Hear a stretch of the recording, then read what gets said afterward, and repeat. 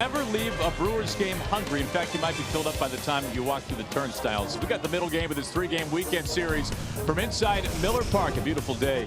It's the Marlins and the Milwaukee Brewers. Good afternoon. Welcome inside. Happy you're with us as always. Aaron Goldsmith alongside Mark Sweeney. And Mark, in a season of home runs all around Major League Baseball, everyone is hitting them over the fence. The Marlins already have 3 players who are either nearing 20 home runs or have already surpassed that number. Aaron, both of these teams today offensively rely on the home run, but it really starts with a showstopper. Giancarlo Stanton, obviously since 2010, he has put on a show, and when he swings the bat, he squares it up. If he squares it up, it's going out. It doesn't matter because he has that type of power. I believe he's the best power hitter in the game of baseball. But the 3 of them combined for 59 home runs. Marcell Ozuna is pushing for his second All-Star game, and he is doing it with the long ball. And Justin Bour, what a compliment he has been from the left side with the 2 right-handed power hitters. They do it with the home run. Yeah, Bour nationally very much under the radar, but we will see plenty of pop, especially at the top of this Marlins order. When you talk home runs this year, you have to talk about the Milwaukee Brewers. Only the Astros have more home runs. Now they have got a ton of strikeouts to go along with it, but for a feel-good story around the majors this season, the first place Milwaukee Brewers by 2 games, you have to talk about the home run ball. Well, why they are in first place, because of the home run ball, and they continue to do it up and down the order. Travis Shaw, what a story he has been. But the last 5 games, they have put on a show in Cincinnati on the road, and then he's come home and really have done a really nice job with the home run ball. VR had 2 home runs coming off the disabled list, and last night, Stephen Vogt, 2 home runs in his debut here at Miller Park.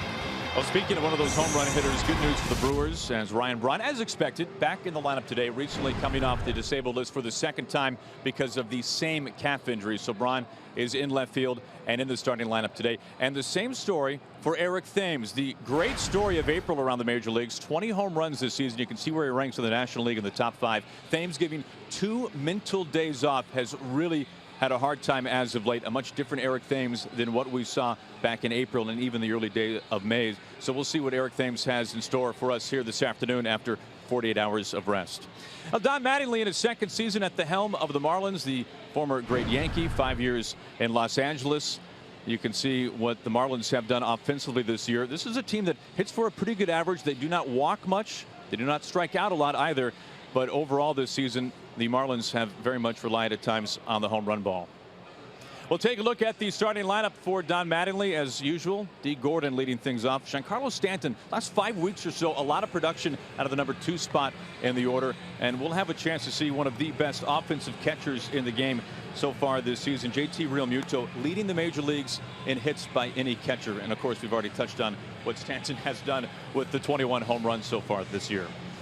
Up on the mound today for the Milwaukee Brewers, a young right-hander, 24 years old, Zach Davies. 11 wins last year. This year, you see the 8-4 record. He's a control artist. Last time out against the Atlanta Braves, pitched 7 strong innings. Didn't have a strikeout, but pitched very effectively. Watch the first inning. That's where most of the problems have come for Zach Davies. How about we take a look at the defense behind Davies today? Now, Stephen Vogt, a recent claim after being designated for assignment by the Oakland A's. Vogt is starting once again behind home. As we also have a good face, Jonathan VR, who has been on the disabled list this year. VR is at second base in the lineup today. And we are underway. Some day baseball from Milwaukee. Very pleasant time of year to be here inside of Miller Park. The roof, however, is closed. Maybe some rain coming later today, but the panels are open, so some nice breeze coming through the yard. 2-0 to D. Gordon.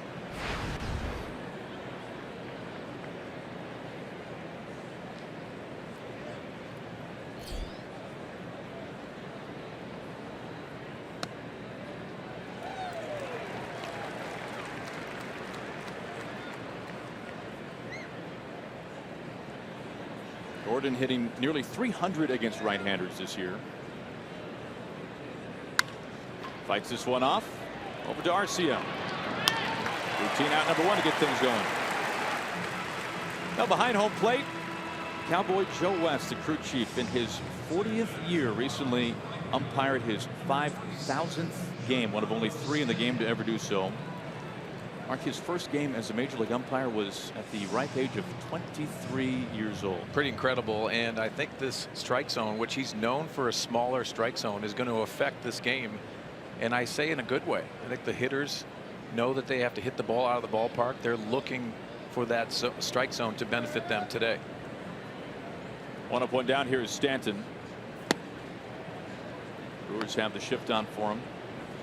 We had a really interesting conversation this morning with Don Mattingly about Stanton batting in the number 2 spot and the pressure it puts on the opposing pitcher, especially when D. Gordon reaches base. Yeah, I think that's what happens. Obviously, you think of the speed that D. Gordon has and influencing what type of pitch, maybe more fastballs when it comes to it. But Don Mattingly said it's when you turn the lineup around, and obviously having left-handers that are able to influence the decisions on the opposition.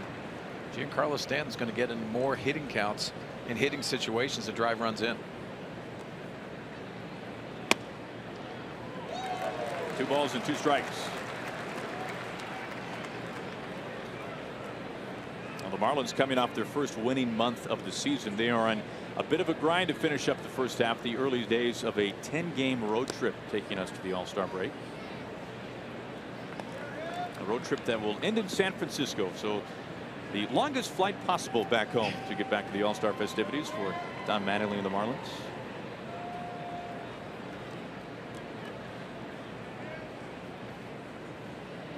The 3-2 from Davies. A 1-out walk. Well, Mark, how about you tell us about your keys to the game, sponsored by Ford? Well, we touched on the home run prowess of the Marlins, and they also have run producing guys in the middle of the order, 50 RBIs or more. And for the Brewers, they are bashing up and down the order, and you see Ryan Braun fresh off the disabled list. Got to sit last night, but also getting the start today. Looking at his home run totals there in the back pocket, maybe. Probably the scouting report. See what he's up to. 1 out, 1 on for Yelich.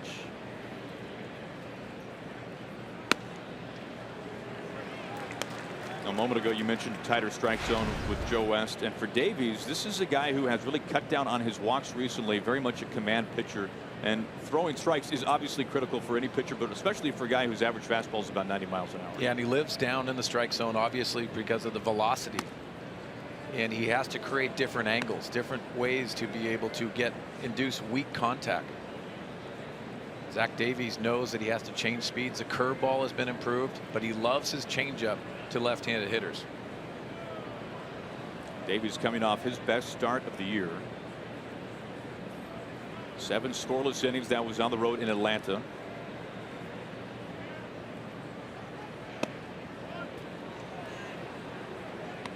Yelich ahead 2-1. Aaron, the repertoire today, we talked about the curveball, the changeup. He does cut the fastball a little bit, and also trying to work both sides of the plate with that fastball. Look at his skipper, Craig Counsell.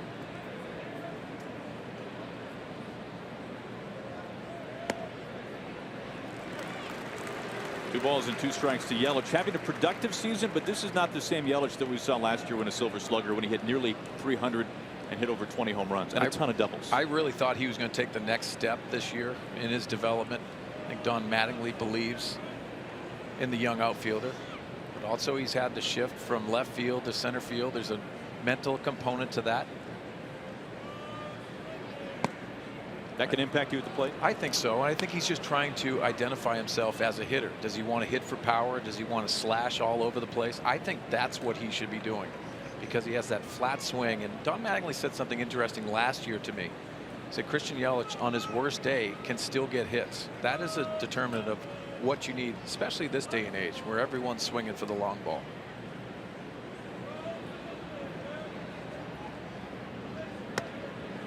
Back-to-back 1-out walks.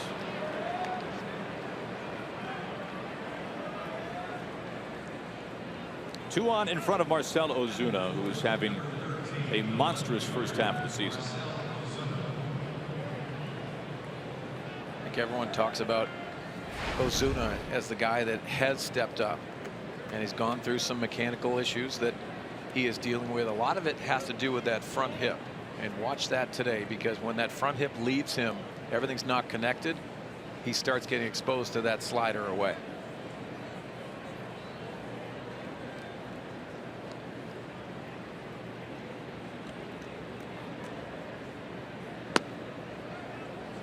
You can even see on that take that front foot does the early toe tap, and then he starts stepping in the bucket a little bit. That tells me that I think the Brewers are going to try to expose that a little bit on the outside part of the plate. The 1-0 evens it up. We look at the first pitch, and the first toe tap, the early toe tap to try to set himself in line. And then he steps away, and you can see the take. Yes, it's out of the strike zone, but you got to stay in there. If he is hitting the ball to right center, everything else is easier.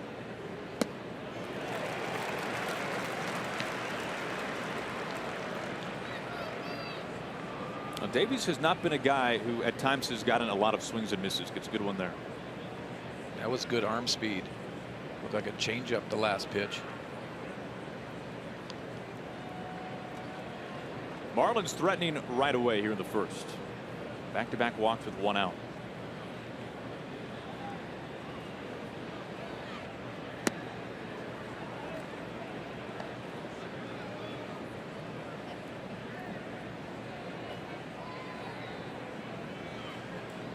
You can see through the end of June this year compared to last, the average is about the same. The home runs have increased, more men on the base paths as well.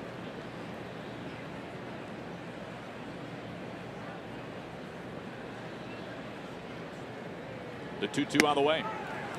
Strike 3 called. First strikeout today for Davies. That's a big one. Well, it looked like he was pitching backwards, and after the 2 consecutive changeups, you see the fastball on the outside part of the plate. Stephen Vogt sticking that on the outside very nicely.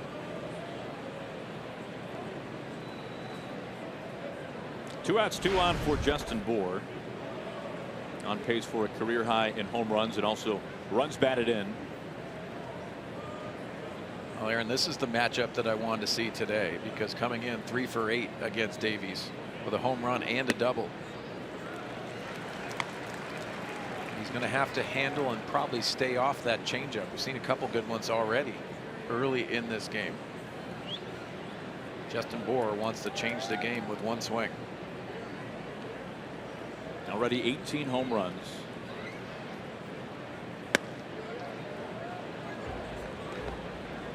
Very extreme shift the Brewers have on for Bour.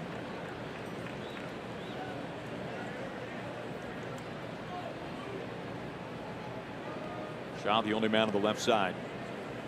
1 ball and 1 strike to Bour. And he gets ahead.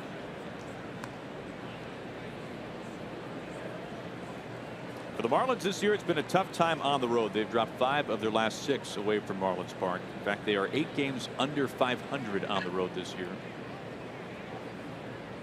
They are playing exactly .500 ball at home. 3-1. He's really having a tough time. Davies is from that glove side, and you'll see that arm side. He's had the ball called off the plate, but you can see the ratio this inning. And how many strikes? Now for Davies, 2 walks or fewer each of his last 9 starts. He's already walked 2 here today.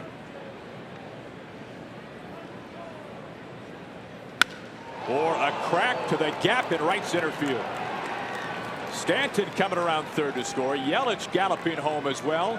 Bour gets ahead in the count and makes Davies pay. With 2 outs, the Marlins take an early 2-0 lead.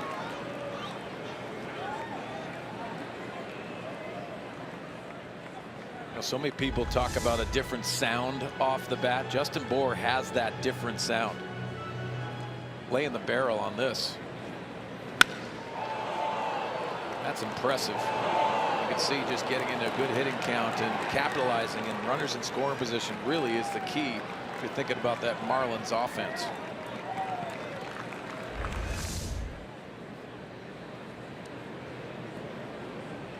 Two-out, 2-run double. That brings up Prado, who had, for the most part, yesterday off. Came off the bench late.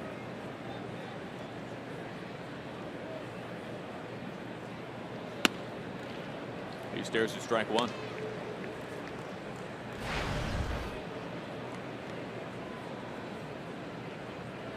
Prado activated off the disabled list last Friday, dealing with a hamstring injury. You remember, he missed time to begin the season, injured that hamstring originally in the WBC. On the ground of VR, flattens out for him, and that ends the top of the first, but damage done by the Marlins and Justin Bour, who drives in a couple. Marlins have an early 2-0 lead.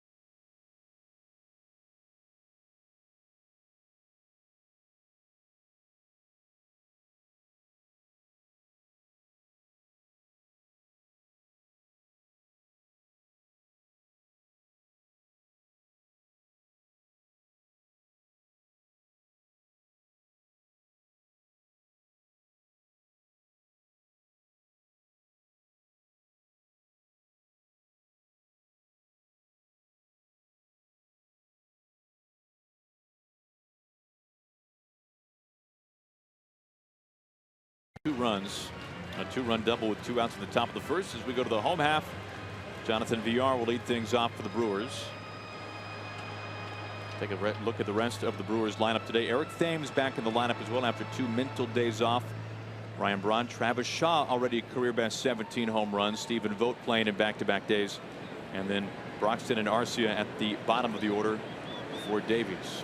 Now Tom Kohler back in the major leagues with the Marlins, recalled from AAA New Orleans as part of Miami's opening day rotation, but some struggles both on the field and also with health, sending him down to the minors and also forcing him to miss some time.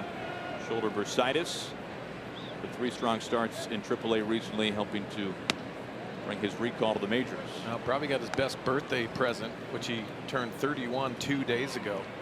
Made his major league debut against these Milwaukee Brewers in 2012. When talking to Don Mattingly, the manager of the Marlins, they want him to be a little more aggressive, and that means maybe pitching in a little bit more, pitching to contact, because he nibbles at times, and that fastball command really sets up all of his other stuff, the curveball, the slider, and the changeup. Is 1-2 to VR.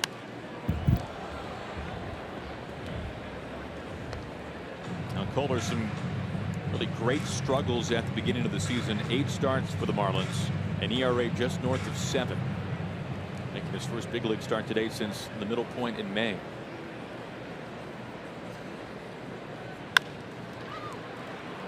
D. Gordon handles this deep, whips a toss on to first, and VR is on number 1. Take a look at the defense behind Kohler. Well, you mentioned Yelich earlier. He can cover a ton of ground at center field. Has changed positions going to center field this year. We just saw Gordon. Riddle at shortstop. Prado at third today. Bour over at first base. JT Realmuto, one of the better catchers in the league, both offensively and behind the plate. I think this is the guy, Aaron, that you want to watch, because a lot of people are starting to talk about Realmuto. in the game of baseball. His consistency, a converted shortstop. But Don Mattingly has glowing remarks about this young man and how he is growing in the game of baseball. Really beginning to make a name for himself. Here is Thames at the plate with one out, of the bases empty. Thames, after 2 days off, lifts the second pitch over to Yelich.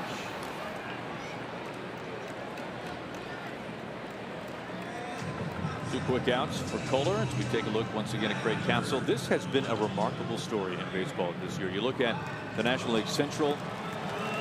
That title always runs through either Chicago or St. Louis, but maybe not the case this year. 2-game lead in first place for the Brew Crew. Yeah, and Aaron asked him today, what's your expectations moving forward? Are you surprised at where you're at?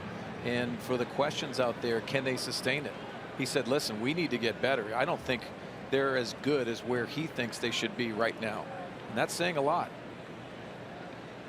I think the staff asks a lot about their young talent in the game, but they have continually proved it. And he said, you know what, we've had some tough losses too. We've had to deal with our adversity a little bit, but I think he's done a fabulous job, and he is one of the best stories in the game of baseball.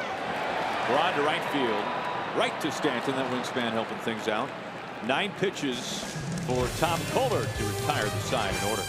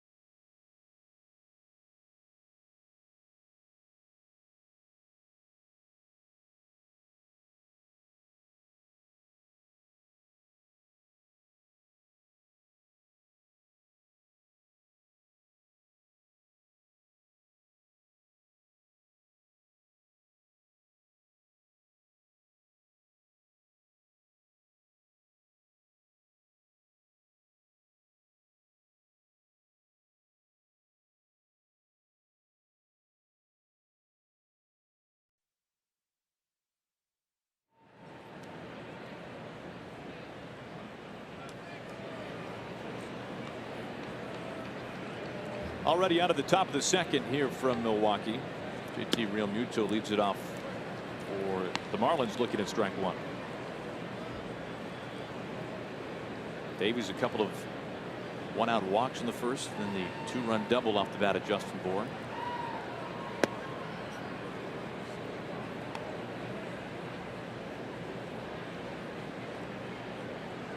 You see the corners, and they're respecting the speed of Realmuto. Fastest catcher in the game of baseball. We can thank the good folks at StatCast for actually validating what we have seen with our eyes for a couple of years now. And you know what? He picks him up and puts it down. Obviously, the very good athlete. Started as a shortstop, as I mentioned earlier. But you wonder, with all the wear and tear a catcher has, if that speed is going to decrease a little bit. It's a taxing position. Well, that's what happened to Benji Molina. Man, what happened to his speed? Down on strikes. First strikeout today for Davies.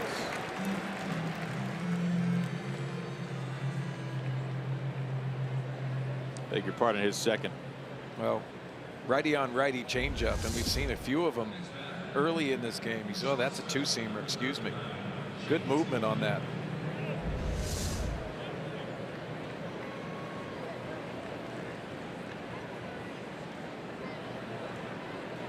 First pitch to JT Riddle. Listen for ball 1. Riddle hitless in 8 of his last 10 starts. Dropped his average down to 236 on the season.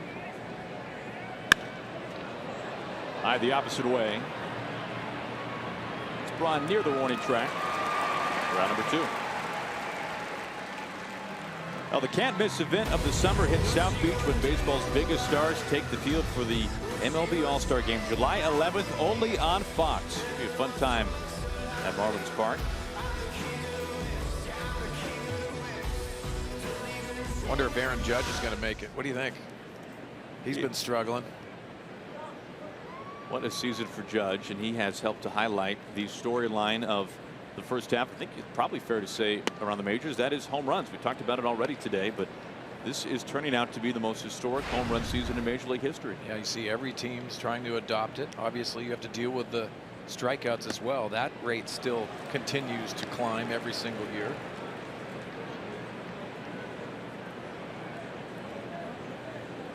Well, Davies a chance for a very quick top of the second. With Davies, his first inning woes continue with those 2 runs in the first. 17 starts, 18 runs he's allowed, 17 earned on the year. That last pitch was close enough that all the Brewers players were 1 stride towards the dugout. Only have to wait 1 more pitch. VR handles this smoothly. 10 pitches to get 3 outs. Davies bouncing back nicely at the top of the second.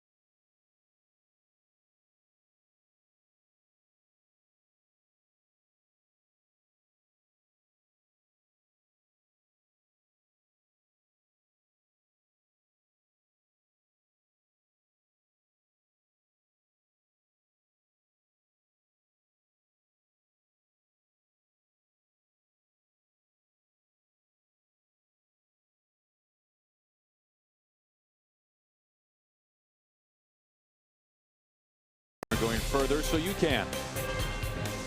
And by Liberty Mutual, helping drivers worry less. Roof is closed inside Miller Park. Panels are open, however, as the Marlins lead it 2-0. We make our way to the bottom of the second. Brewers winning last night in game 1 of this 3-game series. Travis Shaw due to lead things off for the Brewers in the home second. Shaw has been fantastic this year, already a career best 17 home runs, hitting .291. You can see, Mark, where he ranks among not just National League but Major League third baseman overall. Well, he's getting opportunity. Boy, would the Red Sox absolutely love to have his bat back in that lineup. But the Brewers doing their groundwork and knowing that Travis Shaw was coming here, getting another opportunity. He has produced a very good first half, as you can see. To your point, Johnny Peralta is in AAA Pawtucket right now for the Red Sox. A chance to audition what he can do on the hot corner. Hey, you wonder what's going to happen with the Panda. And he has struggled since coming back. That third base position has been a big void for the Red Sox. Both injuries and lack of production. Shaw, meanwhile, has blossomed here in Milwaukee. Kohler a 1-2-3 top of the first. His first pitch of the second is inside. Now, some people might say, what does Travis Shaw do well? Well, he RBI situations, as you can see, 57 RBIs. He's got a perfect approach for that because he'll hit the ball the other way, but also do damage if you make a mistake. Those guys you got to worry about is that they're on the fastball away, but they flipped up that breaking ball and it speeds up their bat a little bit and they take it out of the ballpark. He has that ability. Now, what gives him that ability that so many guys can't do? So many guys are looking to pull the baseball. Obviously, now you see we've talked about the home run so much, but this is a consistent approach. That's why he has done much better against left-handers. He stays involved. He put both eyes on the baseball. Open stance. Swinging away on 3-0, fouls it back. But he's looking to do damage, but also that approach, Aaron, helps you with 2 strikes. Being able to take the ball the other way when they pitch away and hit it where it's pitched is a nice thing. You don't see that too much up and down major league orders. Back-to-back Player of the Month award for the Brewers. You can see what he did in the month of June. Kohler's 3-1. It's a leadoff walk.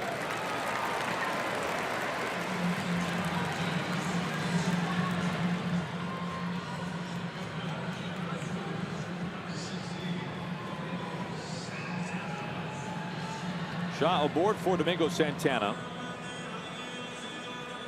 Speaking of home runs, Santana already career best with 13.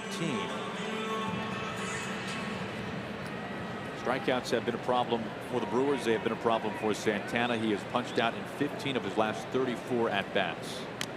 Just behind 0-1. Well, so many people, the old school mentality, wonder why so many strikeouts.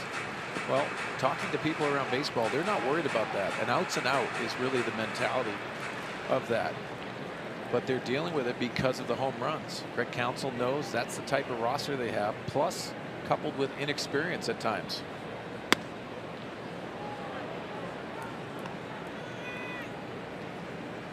I think throughout baseball, you're not seeing a 2-strike approach that you saw in years past. They're still going for the downs no matter what. Kohler ahead 0-2. Some pop the opposite way. Stanton at the wall. Stanton cannot make the catch. It's out of his glove. He can't believe it. Domingo Santana has just tied this game up at 2.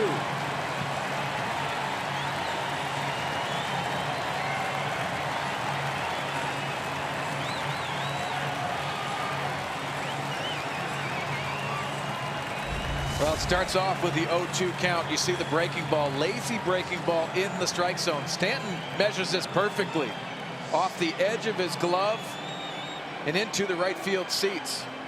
You could see the concentrations there. That was in the glove. Unbelievable. Well, that's the 2-strike approach that we were just talking about. Leave the building. Strike 1 to Stephen Vogt.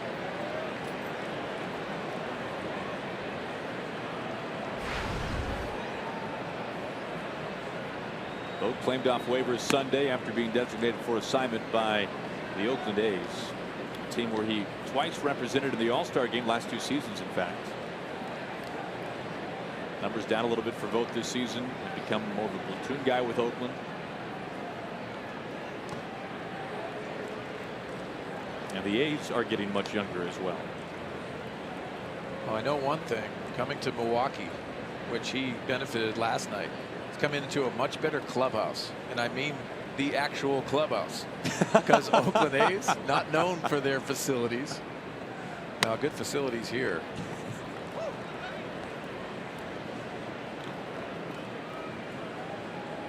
Two and two.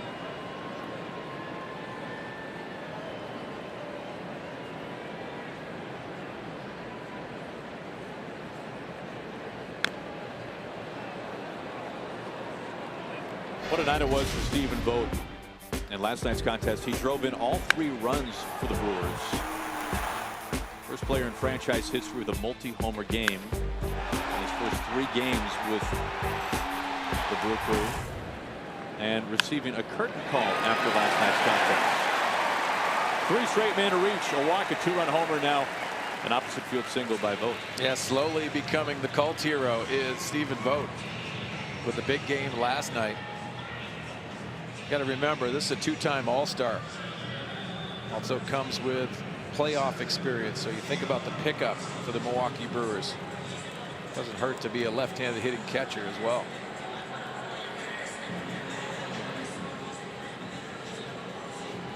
Go-ahead run is now at first base for Keon Broxton, the center fielder.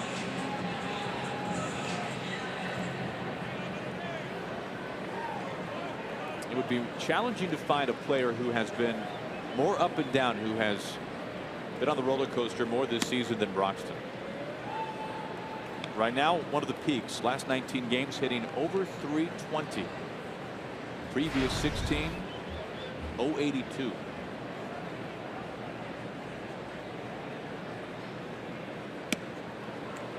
Falls behind 0-2. I think a lot of it has to do with the swing and miss in the game. And Darnell Coles, the hitting coach for the Brewers, said he's got to individually believe in the process. Has a lot of movement. There's Darnell, successful major leaguer himself, but individually trust that process. 3 pitches, all strikes.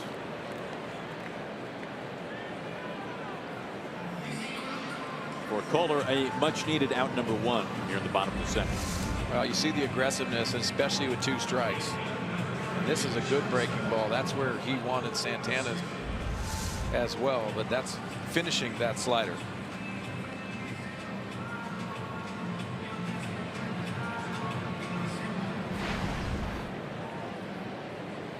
One out, 1 on for Arcia.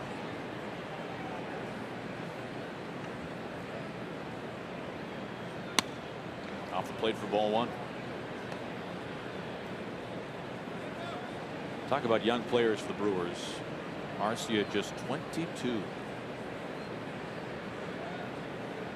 Since the day of May the 18th, among shortstops in the major leagues, you can see Arcia has hit for the highest average of them all. Tries to check the swing. Well, the young talent in the game of baseball at the shortstop position really impresses me. And you can put Arcia's name right there with him, because the glove work matches what he has done offensively as of late.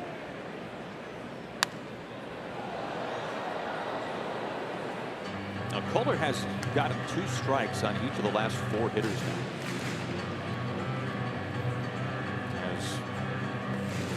Tired Broxton on the strikeout, but the 2-run homer to Santana, the single by Vogt. This inning began with a leadoff walk to Travis Shaw.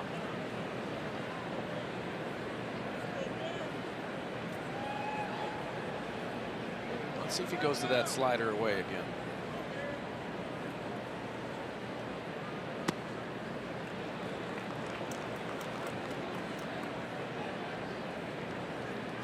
Two balls and 2 strikes.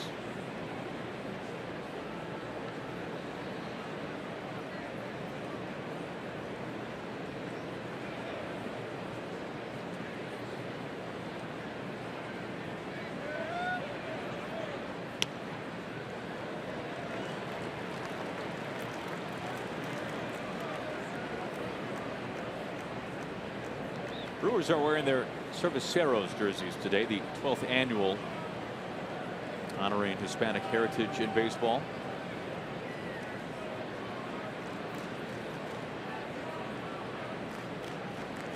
On 3-2 into left field. Vogt gets pushed into second base. Arcia, the 3rd hit, the 4th man to reach here in the home 2nd. It really goes back to Arcia staying off the previous breaking ball. Then he gets a mistake. The curveball elevated again. Stays on this ball long enough to serve it into left field. Good hitting by the young shortstop. Now Kohler barely broke a sweat in the first, just 9 pitches. He has now thrown 23 pitches to get 1 out here in the 2nd.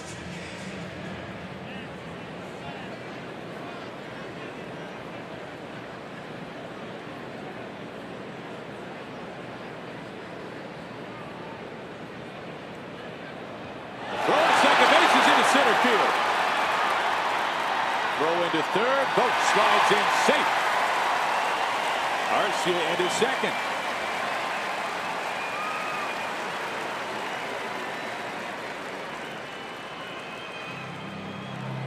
To me, at first glance, looked like a catchable ball. Let's take a look at this. Yeah, D. Gordon has to catch that ball. Those are the things that need to be cleaned up defensively. You can see Vogt trying to be the second fastest in the game.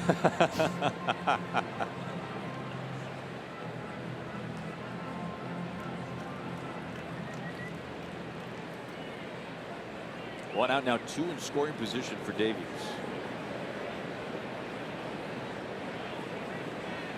Swing it away. Now you mentioned a catchable ball. That is an error on D. Gordon.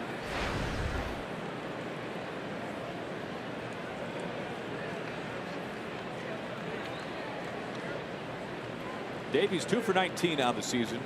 The bat in his hand.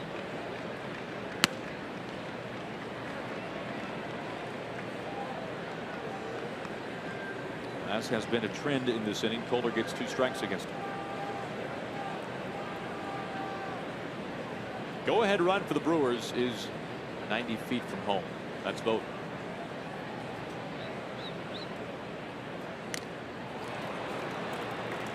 Muto can't hold on to it. We just saw the middle infield for the Marlins not all the way in. That's because of the speed of Vogt, just trying to get a little bit more versatility defensively.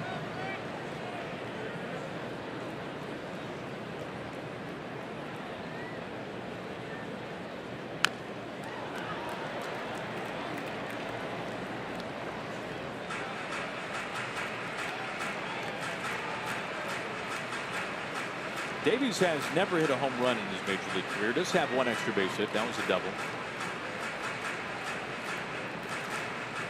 And 1 RBI to his name as a hitter.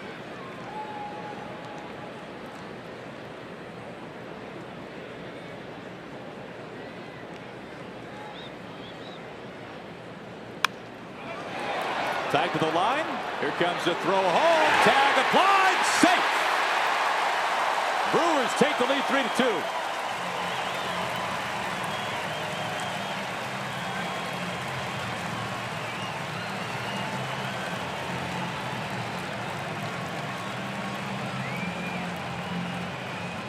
Now this ball was hit off the end of the bat by Davies.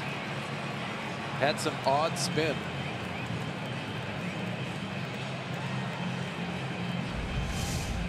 Take a look at the pitch. You see the slider on the outside part. And when you hit off the end of the bat, you have that odd spin on the baseball. You can see the throw by Board took Real Muto in a bad situation to try to lay that tag on Vogt. Look at the speed demon. Take it off.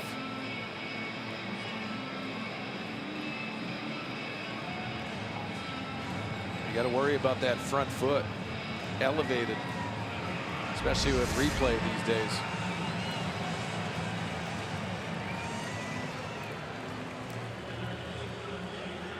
Every once in a while you hear guys talking about, and this is nothing more than just informal baseball talk, about the idea of allowing the foot sliding over the plate, not making contact with it, but hovering over it to count as being safe. Because to your point, it is so difficult to actually keep your foot on the plate and sliding it. Yeah, I really think that is slowing the game up, especially the replays, because it's so important with that run scoring.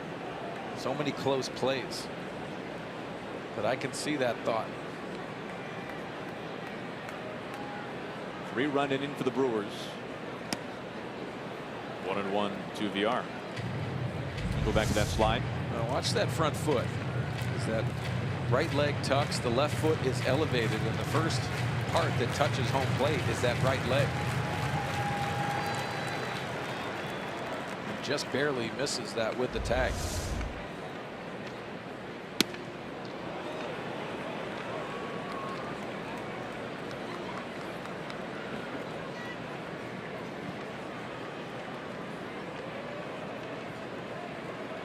Arcia at third base. Davies the fielder's choice at first. 7th batter of the inning is VR. Kohler's 1-2. Through the right side. Arcia scores. And the Brewers have hung a 4 spot in their half of the second.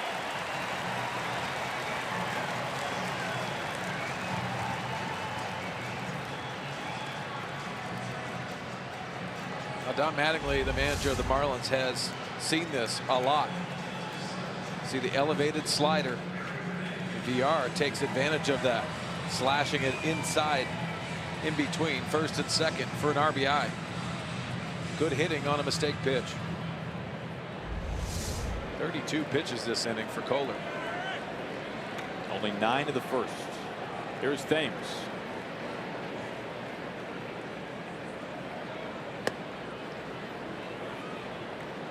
Now, Thames was the story in baseball the first month of the season. In fact, if MVP voting happened at the end of April, Thames would have been the guy, and there would not have been necessarily a close second.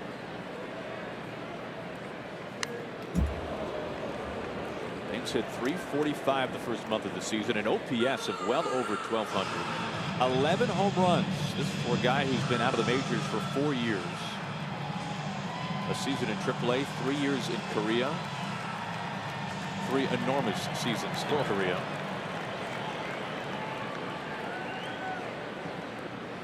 But had been given the last 2 days off, entering today to clear his head. Well, how enormous, you say? Averaged 41 home runs in 3 years. I don't care where you're hitting.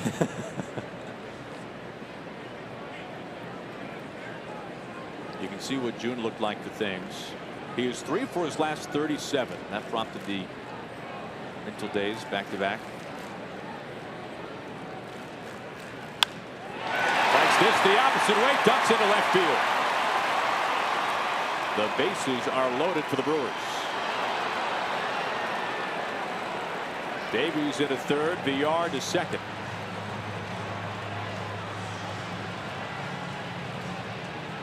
Kohler is on the hot seat here in the second inning. He's about to face his 9th batter. Well, it has a lot to do with the mistakes, whether it's the breaking ball and the fastball elevated. But Thames taking this the other way, keeping his hands inside that baseball.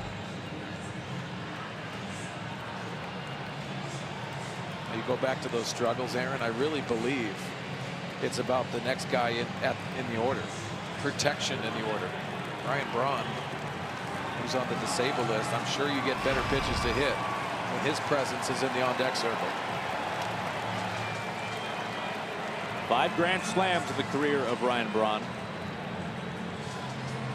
Brewers all-time home run leader. His first plate appearance this year at the Bags Packed. Hit a laser his first at bat to Stanton and right.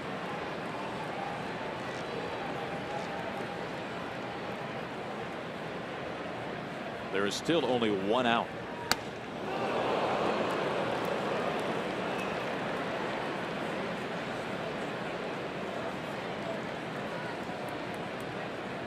"31 days on the disabled list for Braun, a left calf, returned Tuesday. Second time this year on the disabled list because of that one injury."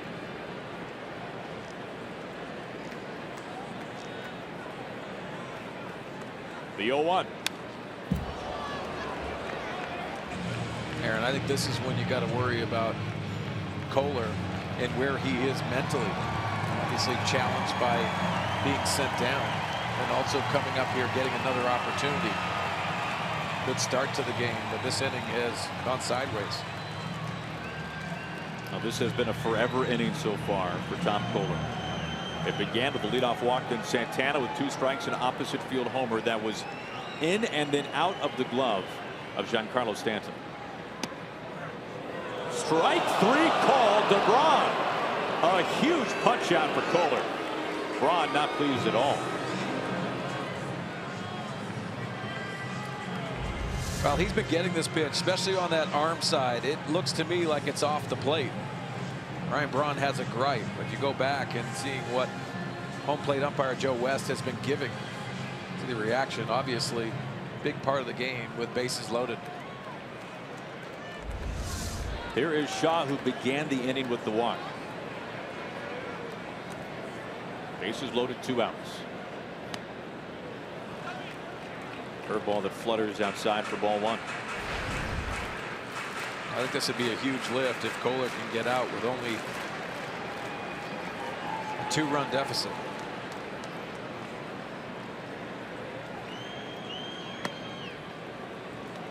Two and 0.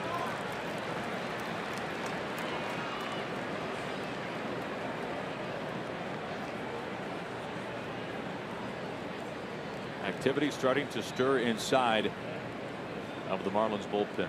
Vance Worley.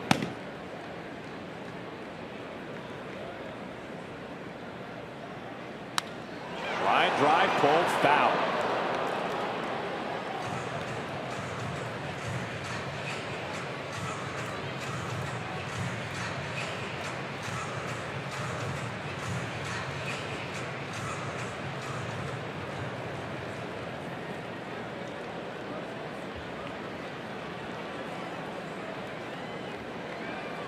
Bases are loaded with Brewers.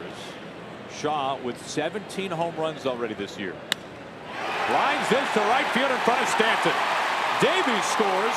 Here comes Villar. The throw, the play at the plate. Safe. 2 more runs in.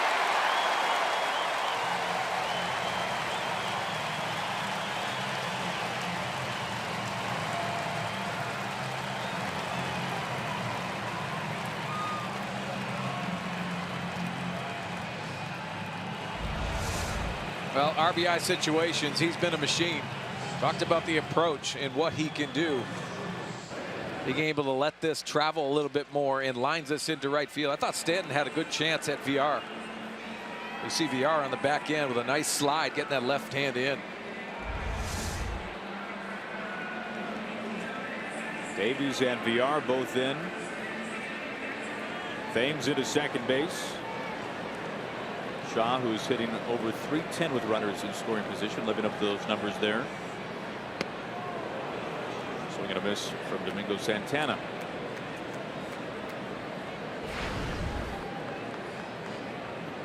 A 6-run second.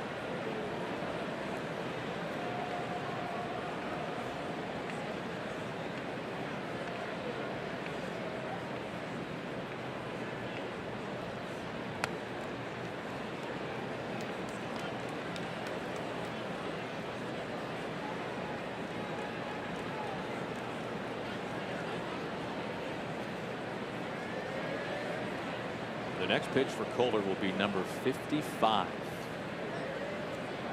All of this after a 1-2-3 first.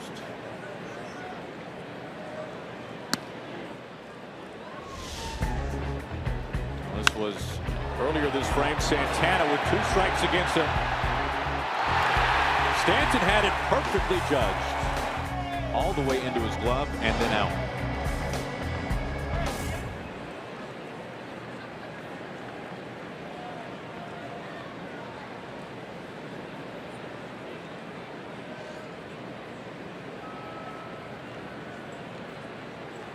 See what Santana does this at bat with 2 strikes against him.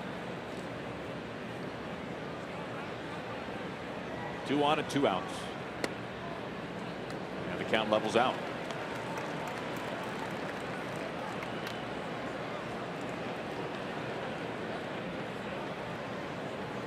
.47 pitches this inning.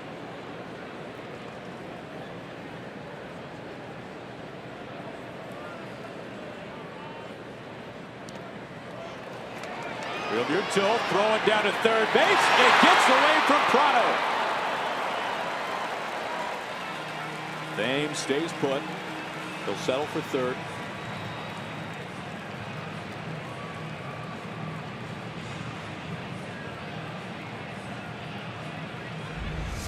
See Real Muto blocking this baseball, trying to keep it in front. Skips to his right. See Thames reacting early to this play. I thought they had an opportunity with him. Throws on the outside part of the bag. Prado making for a nice hurdle. Runners on the corners. Now full count. And here it comes.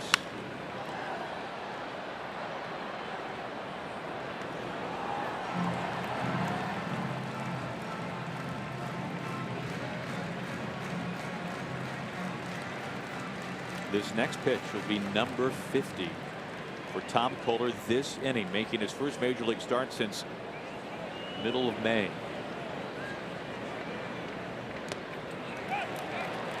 Another walk.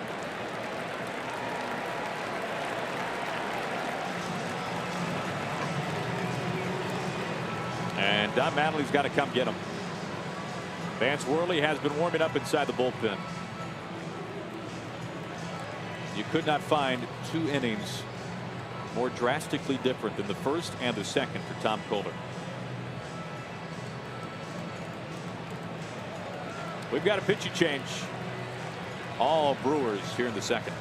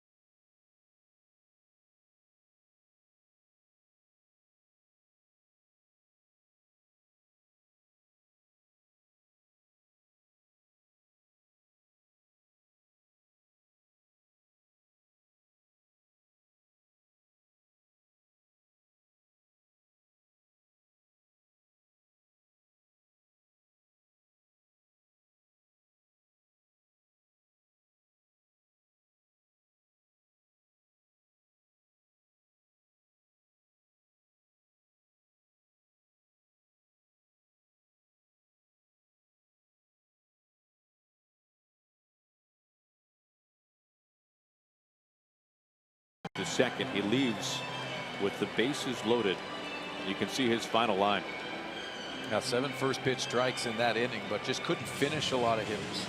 Plus defensively, not getting any help behind him as well. Vance Worley, at one point earlier this year, a starter for the Marlins, taking over for some long relief, inheriting the bases full with 2 outs.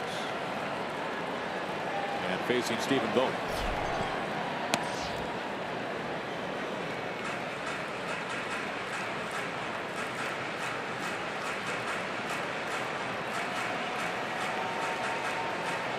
Vogt, a single and a run scored already in this inning.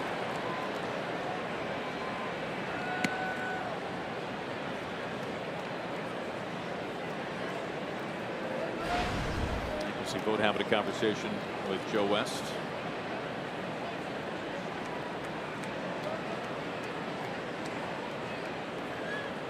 Two outs, bags packed.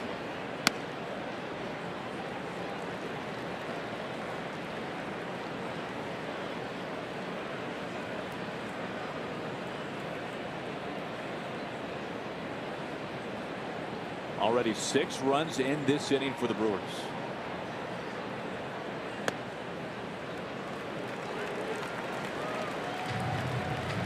No place to put Stephen Vogt. 3-1. On the way he is swinging the bat, confidence is coming. Looking for one pitch in one spot.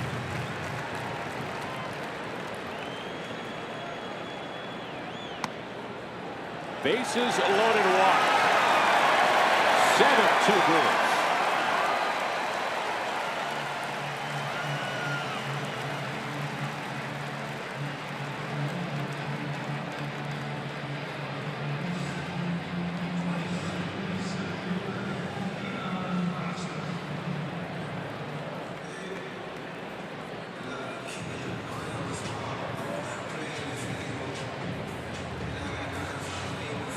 Here's Keon Broxton.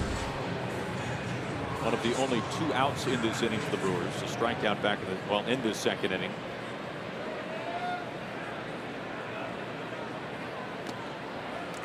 Looking at ball 1.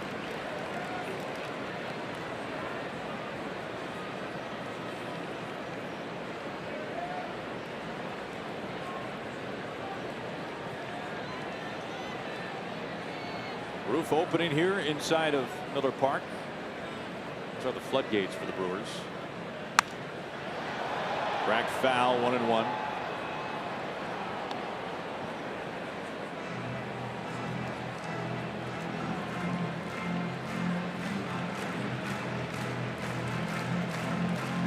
Well, as you can see, that sun is going to be a factor, especially a midday game. Always got to be worried about it if you're an outfielder. See that sun splashed right seats, did some left field with Ozuna. But on day games, especially when the sun's out, it affects you not only in the outfield, but later in the day it affects you at the plate. So this is pretty important for the Brewers to get on top early. They have scored 7 runs this inning. 8 is their high water mark for a single inning this year. That came back in May against New York.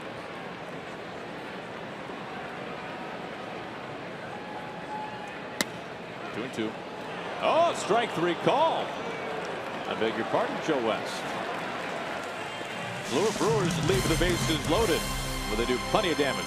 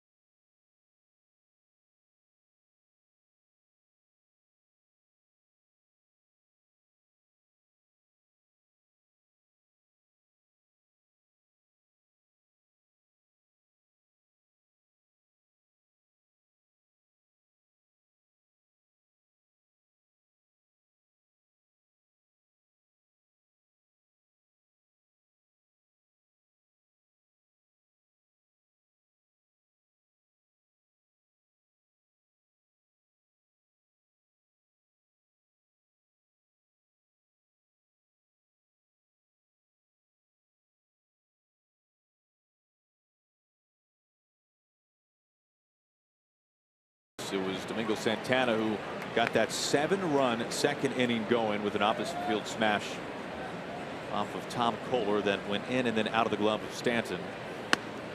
Meanwhile, for Davies, he reached base, scored a run, drove in a run as well. He's had a long time down after a lengthy second. Wow. See Davies, he's afforded now to be a little more aggressive with this early lead. D. Gordon slaps this into right field. Gordon making the turn. Santana's throw, the slide, and he's safe.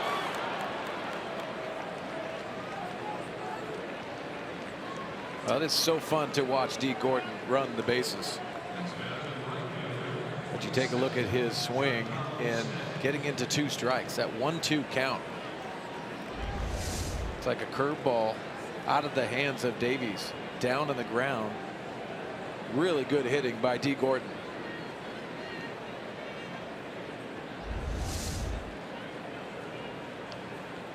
Leadoff double. His 12th this year. Brings up Stanton. Well, no matter what happens today, D. Gordon wins the Sox battle today, doesn't yes, he? Yes, he does. The flash and the flare. You know what? When you're fast, you can wear stuff like that. And that is strong. I hit everything. Hard hit, but foul. I hit my shoes. I wanted the most vanilla shoes I could possibly have. But when you're fast like that, D. Gordon can wear anything and make it look good. As he did right there.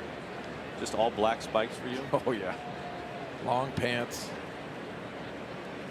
Don't draw attention to yourself.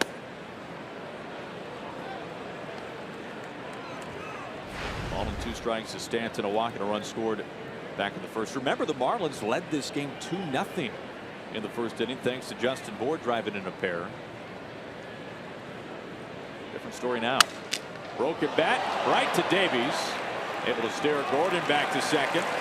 1 out.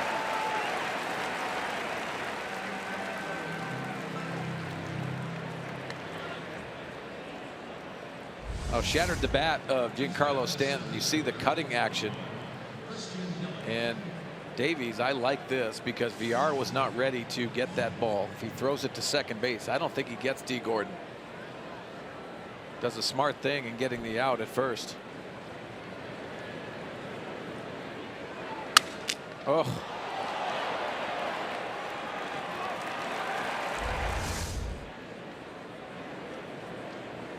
Davies working around a leadoff double. First pitch to Yelich is a strike.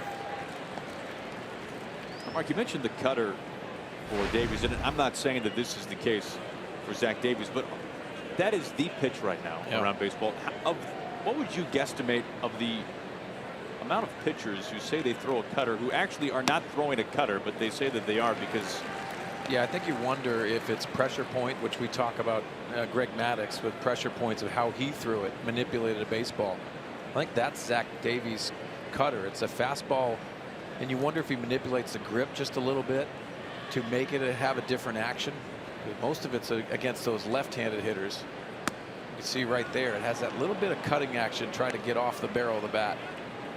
Saw the good one against Stanton as well.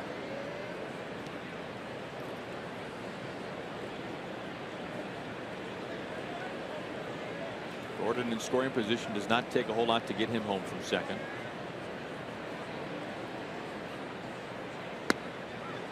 Yelich knows it. 2 outs.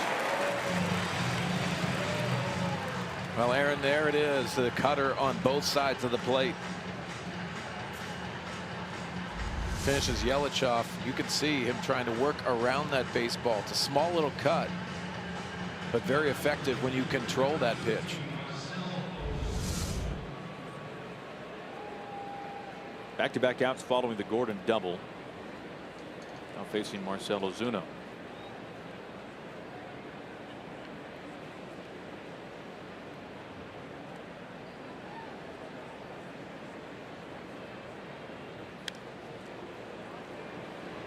Ozuna has been able to hit for an incredibly high average while still maintaining elite power. Look at what he has done this year, hitting .313 with 20 homers.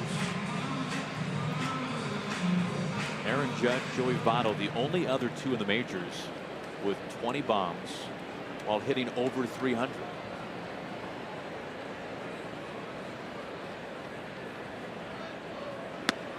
And that is what has made this first half by Aaron Judge so ridiculous. .326 with 27 home runs. Wow.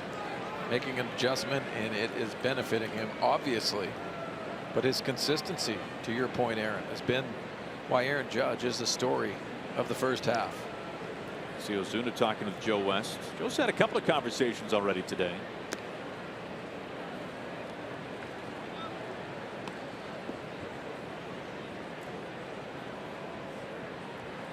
Joe West, who has worked for 6 of the 10 commissioners in Major League history.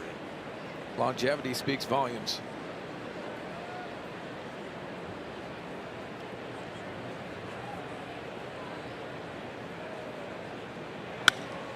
The opposite way and through. D. Gordon pedaling into third. Here comes a throw up the line, and the Marlins get their third run of the day, trying to inch back. It's now 7-3 Milwaukee. Well, I've seen Ozuna pull off on the baseball a few times, especially when he's ahead of the count. This is a cutter that he stays on nicely. This is the reason why Ozuna is hitting 300. Being able to go the other way.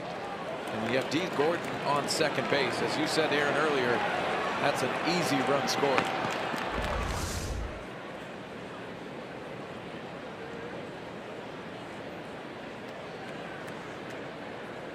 Justin Bour gave the Marlins a 2-0 lead in the first, his second at bat here.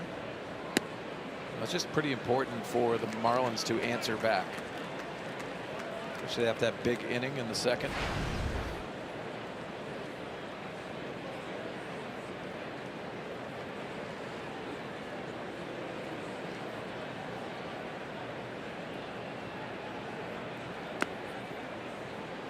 With all the shifts that we see every day, no matter what game you're watching, can you be a 300 hitter in the majors this year and only be a pull hitter? I don't know about that. I think that's where it makes it difficult. If you're just on that right side, if you're a left-handed hitter, I think it makes it very difficult. You can see the defense set up for all of those balls over there. That's the reason why it's changed the game. I think you're just going to see the difference of minor leaguers being able to go the other way and take in consideration there's a lot of hits over there. Guy I remember the most that put on, it didn't matter if you shifted or not, was Tony Gwynn. He hit it through a hole. I think that's really the guy that a lot of people would love to be able to do. Shaw with the bare hand has no play. Now when you play the shift, you are playing probability. And Justin Bour, a man with 18 home runs, reaches on an infield single. Well, last at bat, it didn't have the sound that this one had. The changeup going the other way off the end of the bat. Very good changeup, but the defensive shift really influenced this base hit. Those are the chances you're going to have to take. Speaking of Tony Gwynn, I heard a major league manager say earlier this year when discussing the shift, he brought up Tony Gwynn. He said Tony Gwynn would have hit 400 every year. Every year. He would have been better.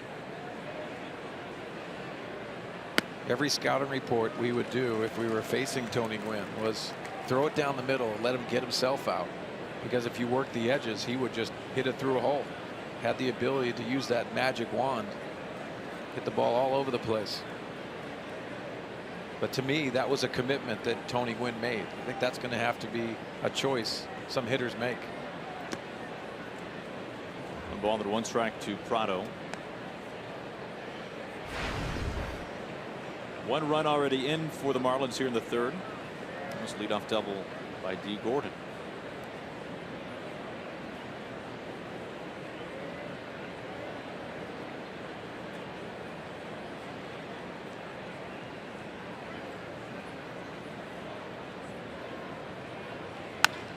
Hard hit, smoked out to left field. Braun angling back, it's over his head. Ozuna scoring. Bour trots into third. And Prado slides into second base. So the Marlins really are starting to inch back into this one. It's 7-4 Milwaukee.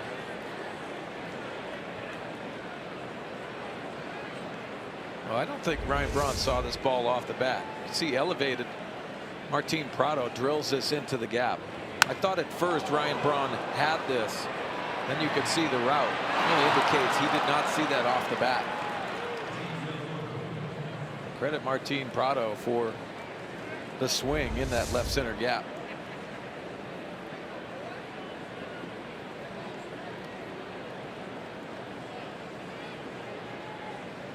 Runners at second and third base now for the Marlins. Here's Real Muto.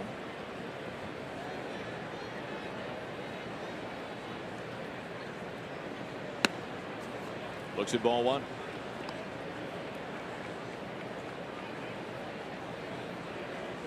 After the double by Gordon, Davies, 2 pretty quick outs. Stanton and Yelich, no walk in the park. But the last 3 men have reached, all on hits. Now Real Muto in the driver's seat ahead 2-0. A guy batting nearly .330 with runners in scoring position this year.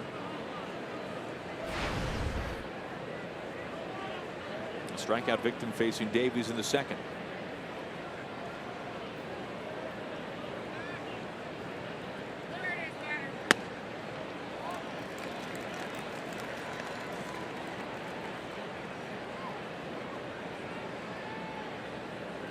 Next pitch will be number 27 this inning for Davies, who is facing the tying run at the plate. Off the plate, 3-1. Now this has got to be driving Craig Counsell, the manager of the Brewers, crazy. After scoring 7 runs, you want to see your pitcher go out there and attack. He's been nibbling in this inning.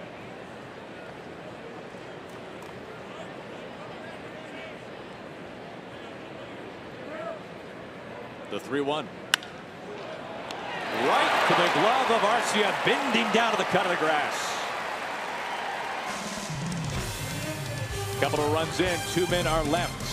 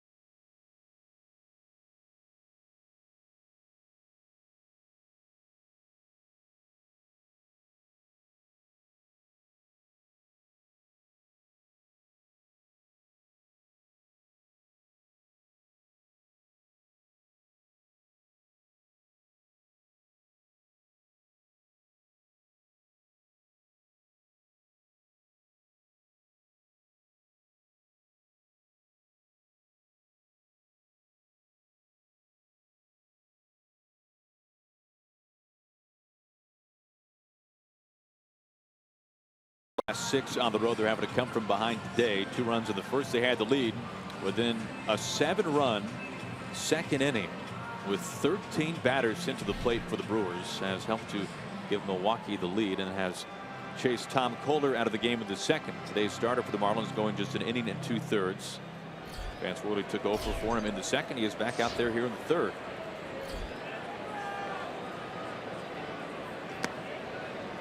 Fires the first pitch, ball 1 to Arcia.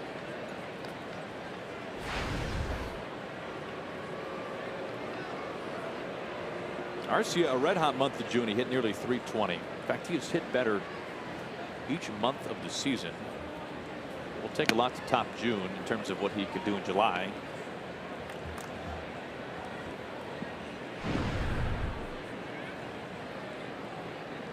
Arcia last year a 21-year-old rookie, hit just .219, has been obviously a premier defender with what he can do at shortstop. But the bat has certainly started to come around. Stanton able to hold on to this one. Out number 1 in foul ground. Let's go back to Los Angeles, check in with KB. Kevin, what else is going on around the National League today?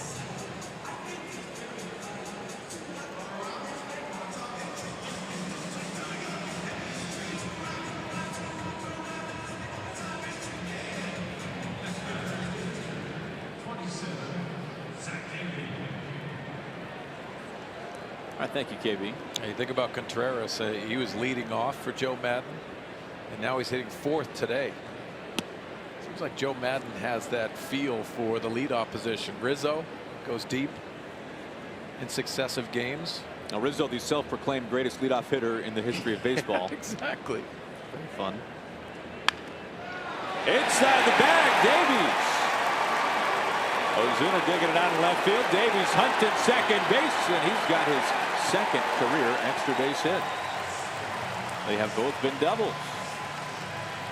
RBI fielder's choice his last time up. Now a one-out double. We are seeing everything today. The slow, over-the-top breaking ball. Davies stays right behind that. It's right inside the third base bag. See Prado working off the line with the pitcher up.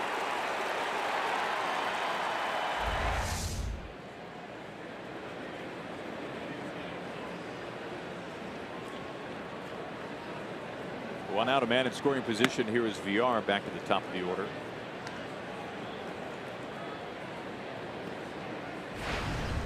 Really, there was no place in Houston for Jonathan VR. Look at what they've been able to do with their infield. It is littered with first-round draft picks, batting title leaders in Altuve. As he pops this bunt foul. And last year for VR, hit over 280, hit nearly 20 home runs, and he stole 62 bags to lead the game. And that was it. The stolen bases really impacted this offense. Now that's setting that bar. But I think the big thing for VR is he's changed positions.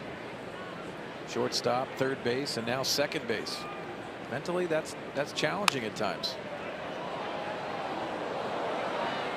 Not off to the typical start that he expected. That's why I say setting the bar high is a good thing, but matching that sometimes is very difficult.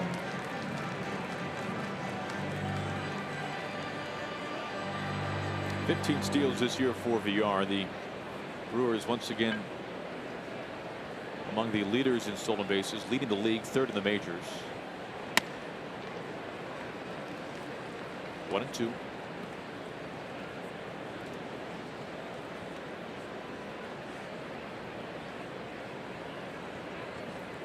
Vance Worley with his 5th team in 8 big league seasons.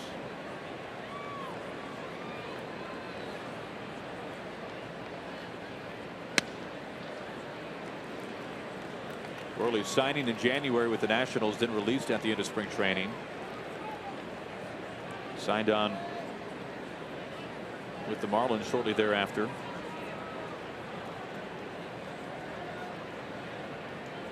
One out, Davies at second. Now full count to VR.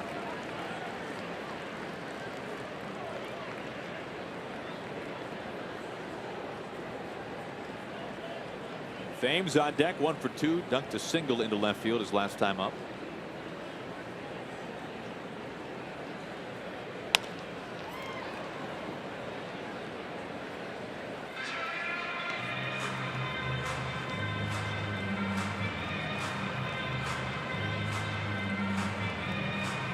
Pitch number 8 coming up in this at bat for VR.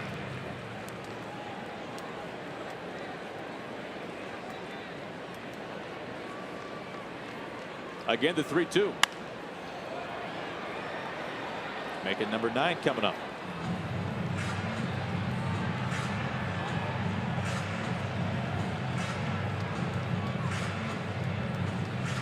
Going home with a souvenir. Nice crowd on hand today. Very, very pleasant day here in Milwaukee. The roof was closed at first pitch. It has since opened.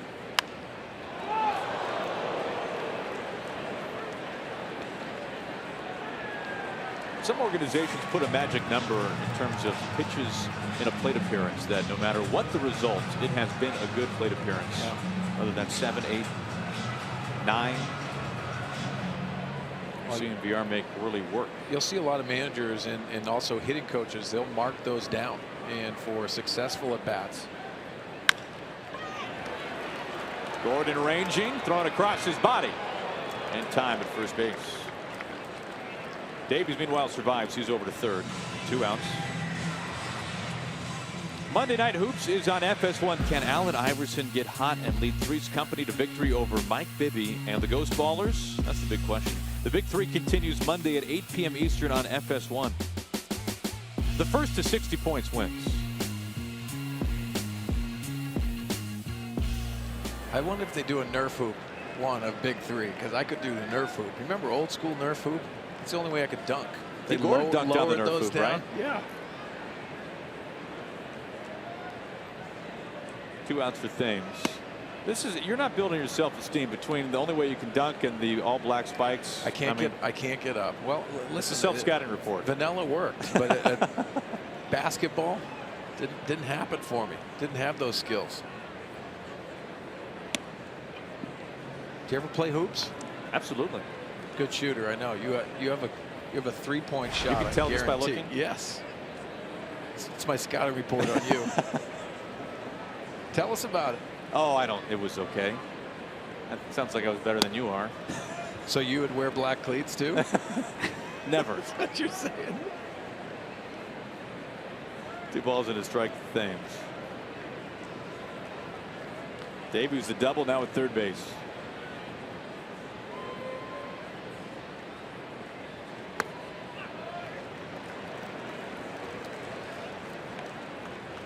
Glad you could join us here again in Milwaukee. Aaron Goldsmith along with Mark Sweeney.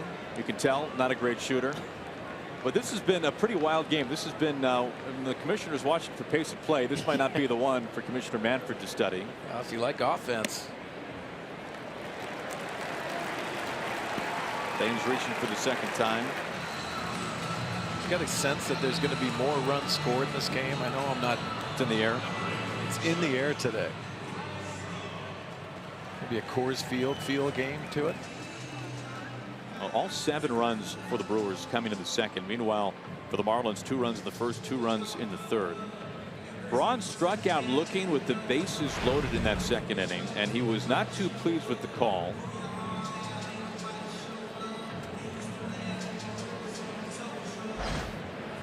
He has runners on the corners.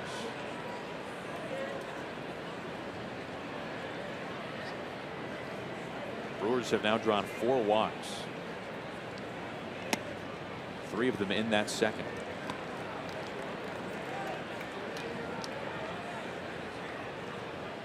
Braun had yesterday off.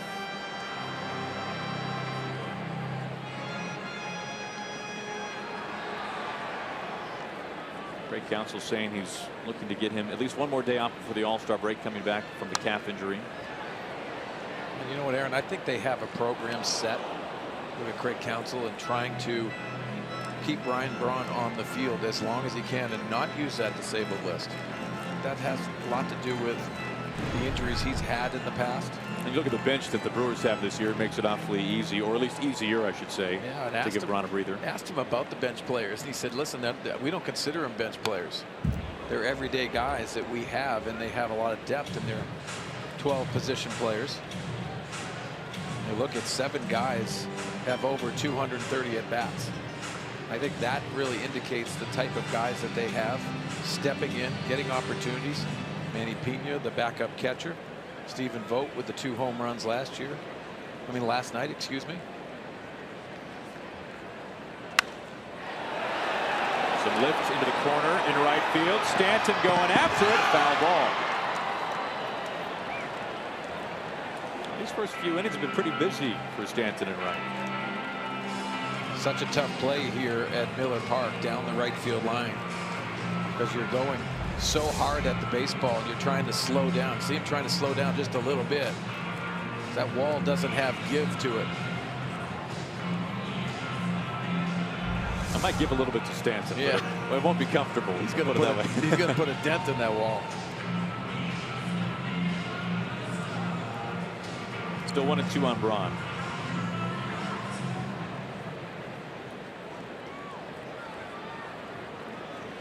Brewers trying to get some of those runs back that the Marlins scored in the top half of this inning.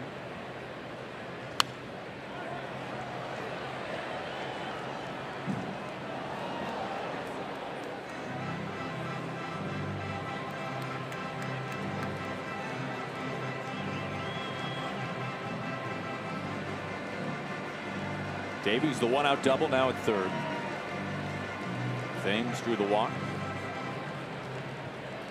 2 outs and 2 on, 2 strikes against Braun. Cuts right through a high pitch at 91. Braun 0 for 3, a couple of strikeouts. Brewers lead 2.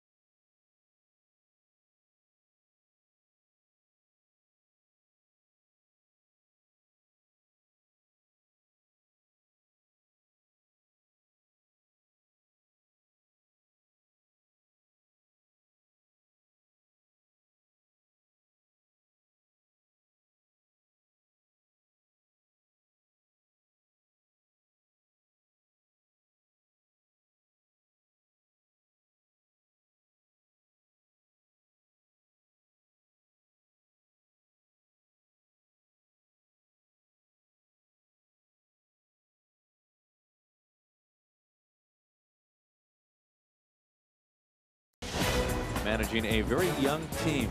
These guys 25 or younger. Corey Knebel, their closer. Domingo Santana, opposite field home run already today, 24 years old. Zach Davies, today's starting pitcher out of Puyallup, Washington, 24. And Josh Hader. Hader 23. Orlando Arcia 23 years old as well. Hader, a very popular pick among the fan base to take over for Chase Anderson in the rotation. Anderson will miss some significant time because of an oblique injury. Well, stars in the making, especially if you're the shortstop, in my opinion. If that offense matches his defensive ability, you have a star. You know, when you are in the middle of a rebuild, just ask the Phillies, you're not supposed to be in first place. And I think that is where Craig Counsell, the manager, is at right now, pushing these guys to another limit. We asked him in our pregame talk, where is this team going moving forward, going into the break, after the break? He said, listen, I think we're underachieving at this point. So pushing this young talent, the youthful Brewers that are getting opportunities at the big leagues and embracing being in first place. It is warm after all today. See Miguel Cabrera do that a few times, and the young shortstop. Hey, when you're in first place, right? One out. Hey, speaking of surprise teams, we'll go back to Los Angeles. KB, what can you fill us in on?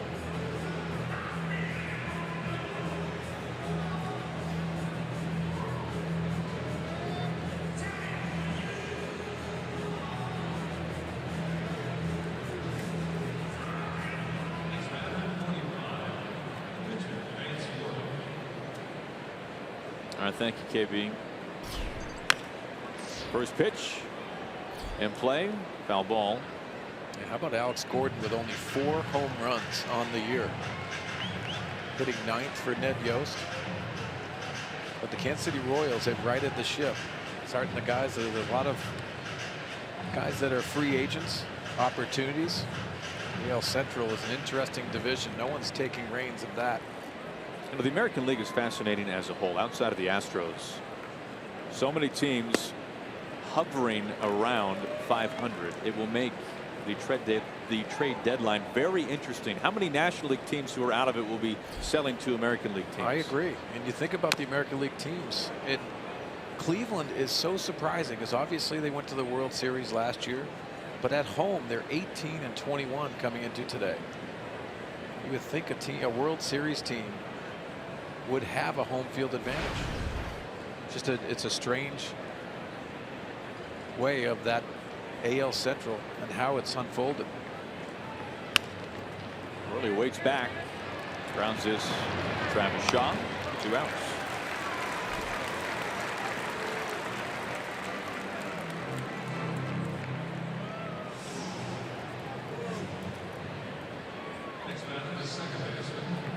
Two up, 2 down. We're facing D. Gordon. It has been every other inning, at least so far. That's what we're on pace for Zach Davies. 28 pitches in the first, 10 pitches in the second, another 28 in the third. Has retired the first 2 men here in the fourth.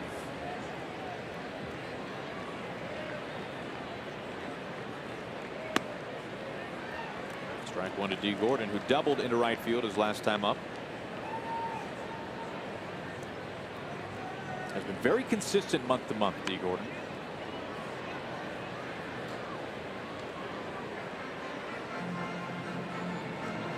I know this is a guy, Mark, that you've had a chance to spend a lot of time with. Yeah, saw him in the Dodger organization when he was coming up in the minor leagues and was a shortstop back then. Very talented. Obviously the bloodlines with his dad being a former major league pitcher, Tom Gordon. But has that ability to impact the game with his speed. Saw the bunt shown there, even with 2 outs. That's what he has to do for these Marlins. We talked about the middle of the order. They know how to drive runs in, but it starts with D. Gordon, in my opinion.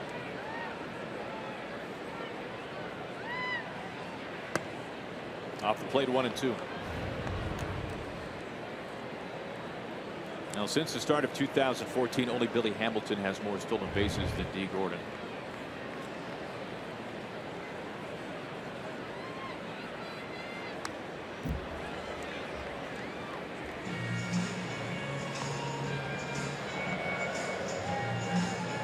'29 steals this year for Gordon.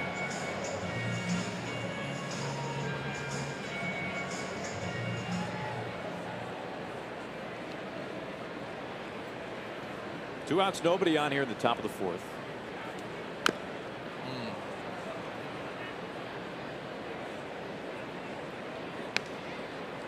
Gordon hobbled a little bit. Next pitch will be number 7 his direction. Yeah, this will slow you down just a little bit. And that instep.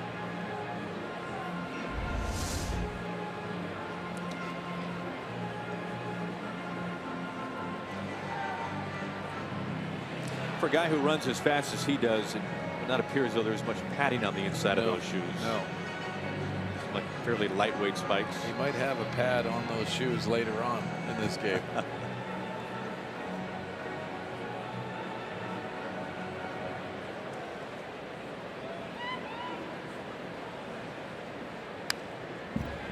Fouls off another pitch. Fourth foul ball with 2 strikes. He's still trying to get some feeling into that right foot.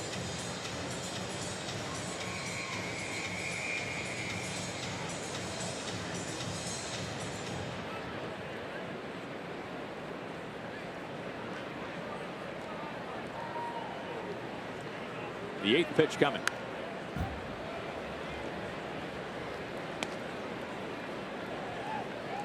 As a hitter, can you feel the frustration for the pitcher when you have a plate appearance like this? And what it does is it really gives you more confidence because you can see that release point more and more.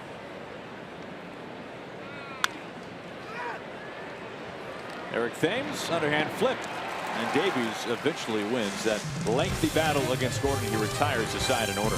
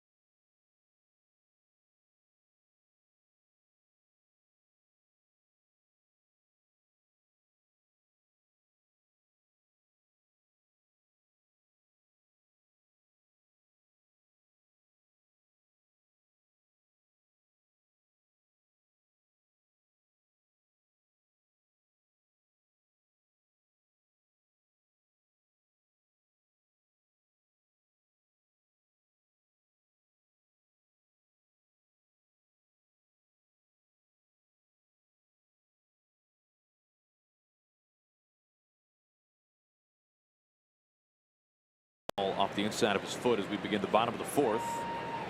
Travis Shaw begins things for Milwaukee.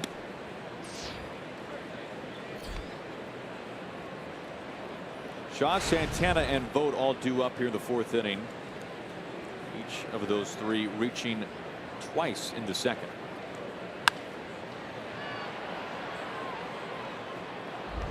Back to D. Gordon. I see that instep, and it affected everything. He tried so hard to get that feeling back.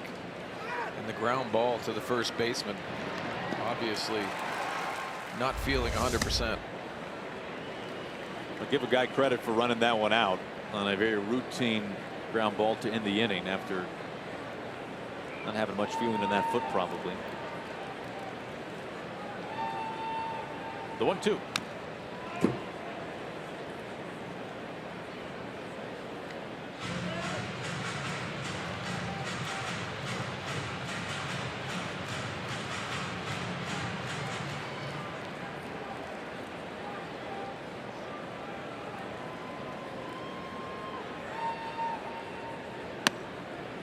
Talk about a trade that was won by the Brewers. Unfortunately, it has been won because of injury, but Tyler Thornburg, a very fine reliever for Milwaukee, being traded to the Red Sox out for the year because of injury. Travis Shaw coming to Milwaukee in exchange. Shaw having a career season. Only his second full season. And it was a former Brewer, Aaron Hill, who was acquired late last season by the Red Sox and ended up splitting time with Shaw in Boston. And Shaw was pretty outspoken afterwards, after the year passed, saying that really got to his head a little bit. Yeah, and I think so, because you don't have those at bats you got in the minor leagues. Remember, they're not platooned too many times in the minor leagues. These are stars that come up to the big leagues. Stanton not having to move much. One out. Once again, let's go back to Kevin Burkhardt in Los Angeles. KB, what's the latest?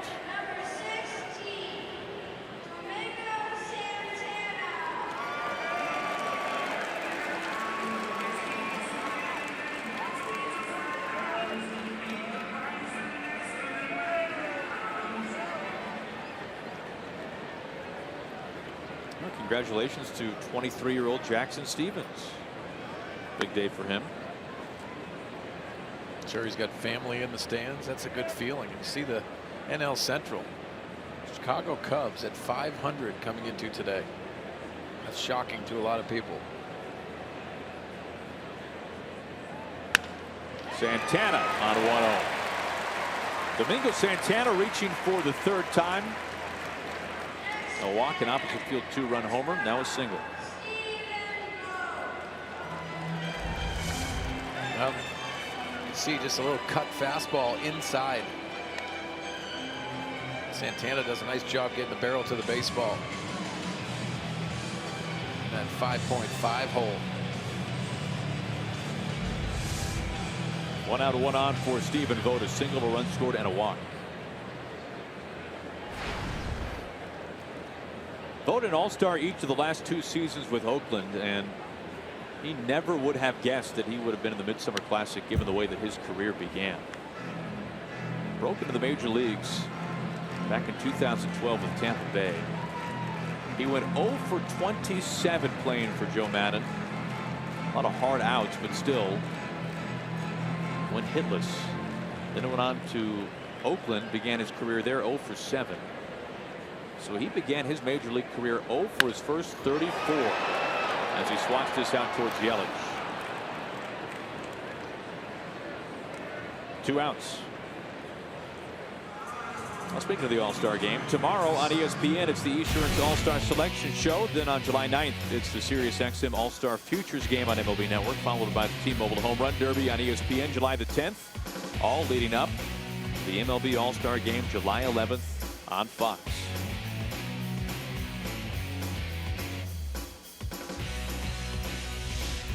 Two out, Santana at first. Keon Broxton digging in. Now, Broxton will not be in the home run derby, but he had a home run earlier this year. 489 feet, the longest ever at the New Busch Stadium.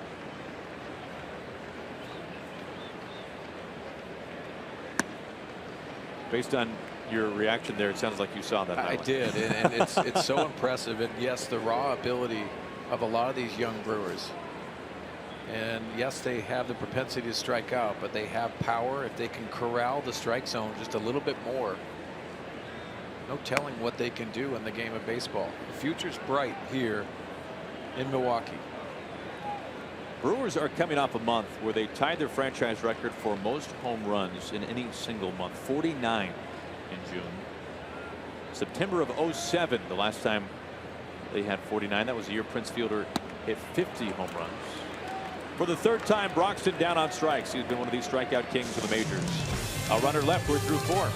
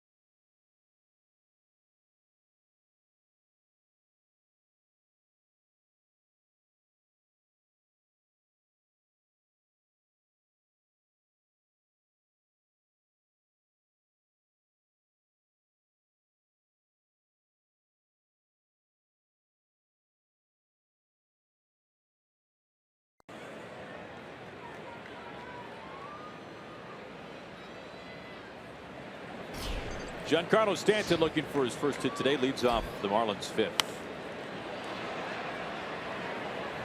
Drifting foul. Shaw, Arcia over to give a look. Strike 1. To go back to 2014 for Stanton, led the league in home runs that year. He walked 94 times. Oh, this is the guy. This is the ice cream guy. Well, that only seems fair, right?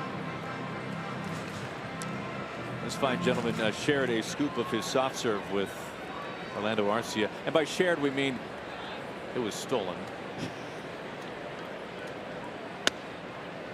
One ball and a 1 strike. By the way, that's the first time I've ever said that's the ice cream guy. Now he has a title. He's getting a souvenir out of it. 2 balls and a strike. Surely there's something better we can call him. You cannot tell the story of Stanton without talking about this ballpark.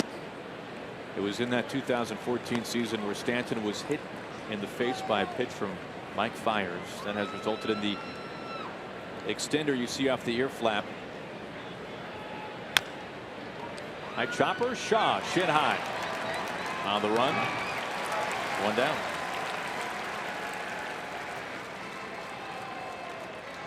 Now back to Mr. Ice Cream. This was earlier. Foul ball. Arcia over to give a look.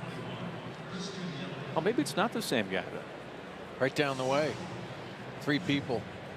3 people down. And apparently.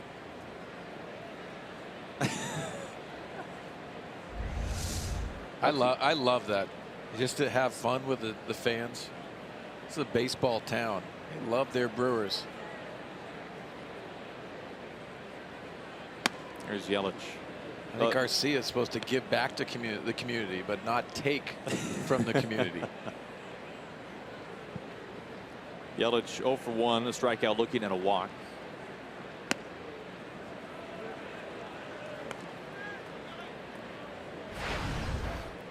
But, you know, getting back to Stanton for a minute, it was after that 2014 season, which, by the way, he stole 14 bases that year. I mean, he was really looking to be one of the premier faces of baseball. Received the enormous contract by the Marlins, 13 years, $325 million. There's been a struggle to stay healthy for Stanton. But he is must-see TV when he is inside the batter's box. He sure is. And you're not going to the refreshment stand. You want to watch him take a swing. You see the frustrations today. But that is the premier home run hitter. Obviously, Aaron Judge is in the conversation now. Two big guys that know how to swing the bats. Yelich down on strikes for the second straight at bat. 2 down.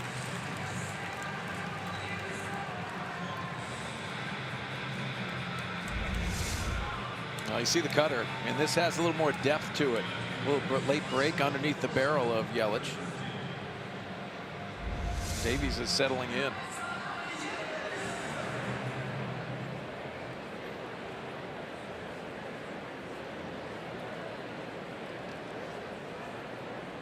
Facing Ozuna. Opposite field RBI single his last at bat.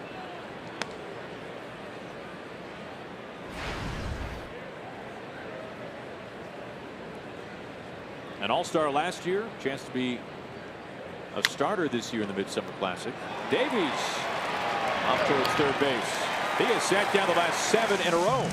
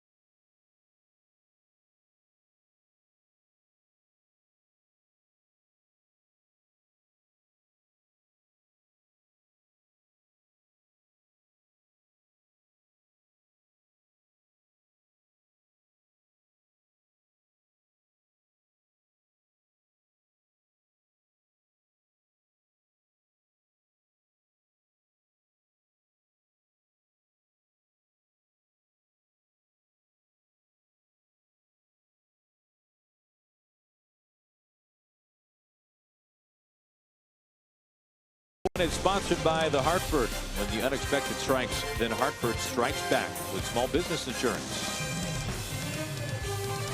Good look inside Miller Park along the concourse as we make our way to the bottom of the 5th inning. 7-4. Milwaukee has the lead. Watch the greatest names in golf tee off at Salem Country Club for the final round of the U.S. Senior Open tomorrow at 1 p.m. Eastern on your local Fox station, or you can watch it all live on Fox Sports Go.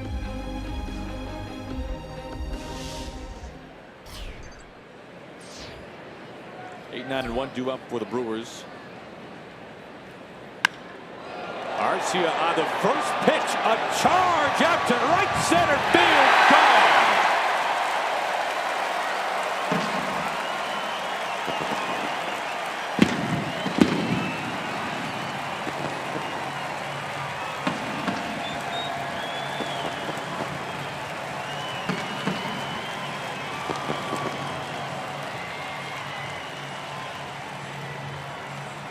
Nick Whitgren, welcome to the ball game.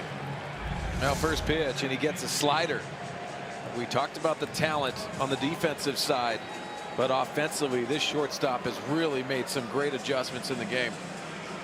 Right center, and good carry to the baseball.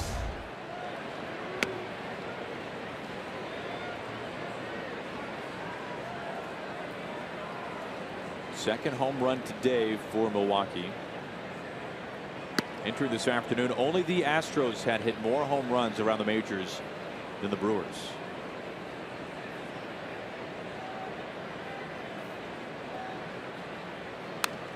One and two to Davies.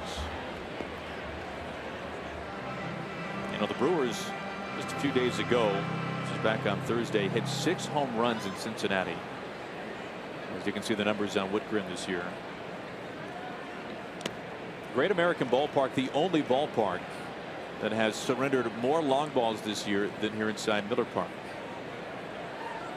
I think you look at a couple factors. It does travel, especially when it warms up here in the Midwest. Cued out to Gordon. 1 out. I think the underlying factor coming into here is the good hitting background. You can see it very well, and right now you see the sun that is on that hitting background, but when you play night games you see the ball so well here. That's a factor in the big leagues. You can see the sun right out there on the hitting eye. There must have been ballparks that you went into knowing you just don't see the ball well. Yeah, and that's uncomfortable because it has everything to do with release point, but also picking up spin. In this day and age, with the velocity of these pitchers, especially relievers coming into the game, that gets dangerous if you don't see the ball out of the hands.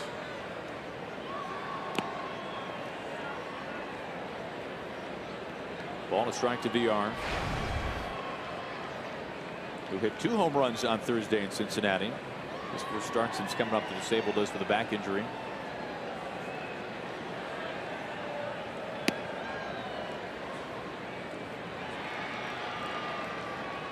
Now, Craig Counsell was asked today about home runs around the majors, and his simple response was, yeah, there's something up. There's something going on.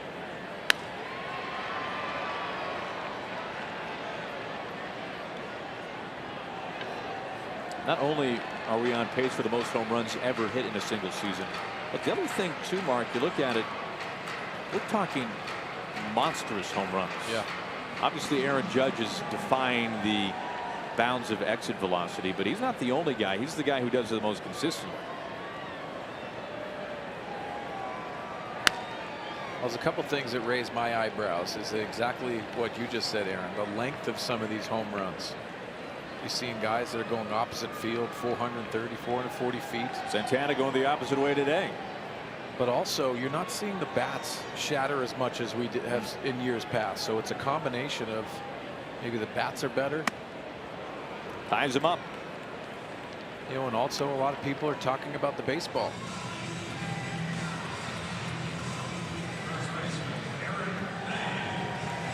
An idea of the idea of a harder baseball. Yeah, and maybe it's wound a little bit tighter. There's even theories of people saying that the seams on the baseball are not as high, which enables the ball to fly a little bit further. Obviously they're doing studies of that, but the home run ball is obviously evident in the game of baseball. Eric Thames, a walk his last plate appearance. Before that, a single that snapped an 0 for 14 slide.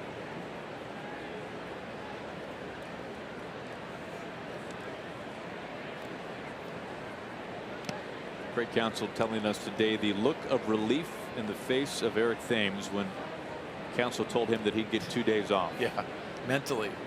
He asks a lot of himself. You think of a guy that really was intense about every at bat. Paul O'Neill comes to mind for the Yankees. Eric Thames is a perfectionist. You can see him really working his craft even out of the batter's box. And it sounds like for Thames, as for most hitters, but for Thames in particular, it comes down to pitch selection. Yeah, you have to stay in the strike zone. I think that's where the league has adjusted to him. Always you hear how quick you can adjust back. The ability's there, obviously. Coming into today, 20 home runs, 40 RBIs. The 3-1. Well, early on in April, when he was the story of baseball, he cited his 3 years in Korea, the amount of off-speed pitches, breaking pitches that he saw there, helping to refine his approach, helping him stay inside the strike zone, wasn't chasing hardly anything first month of the season. And you watch it, Aaron. I think a lot of teams are starting to pitch with velocity at the top of the zone, especially to Eric Thames, because of handling that breaking ball.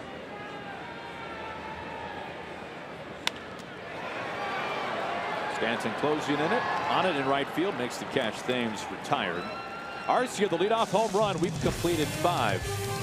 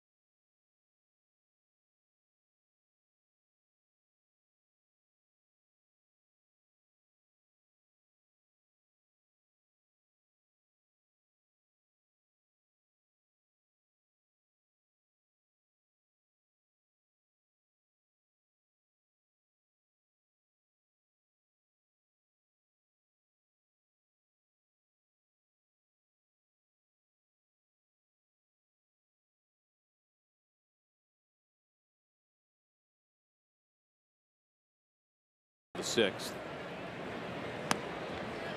First pitch strike to Justin Bour, who is 2 for 2 today. 2-run double, an infield single.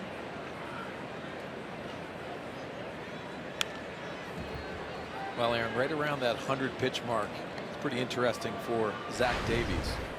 His high on the 17 starts is 103 in Pittsburgh, where he went 6 innings and got the win. That's on May 7th. So that comes into the equation coming into this inning.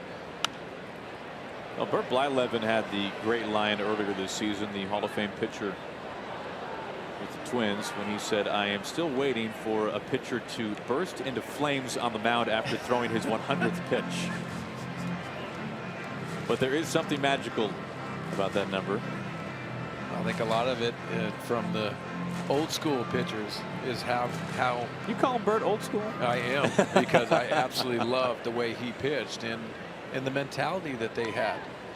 Pitchers there those days. Now they're coddled a little bit, in my opinion. So Bert, who had what I believe was 75 complete game losses. Speaking of old school. Well, he wanted to just take the ball and learned how to pitch and used his curveball and every ability to try to finish the games.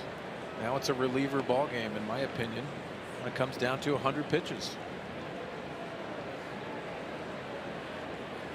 The use of the relievers, and I think the Kansas City Royals had a lot to do with that, with the success that they've had. Here comes the 2-2. To the point of the shift. VR from the grass in right field, 1 out.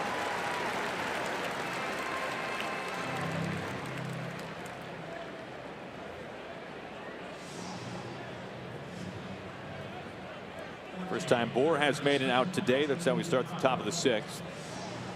There's Martin Prado. A career .293 hitter. 12 years in the majors.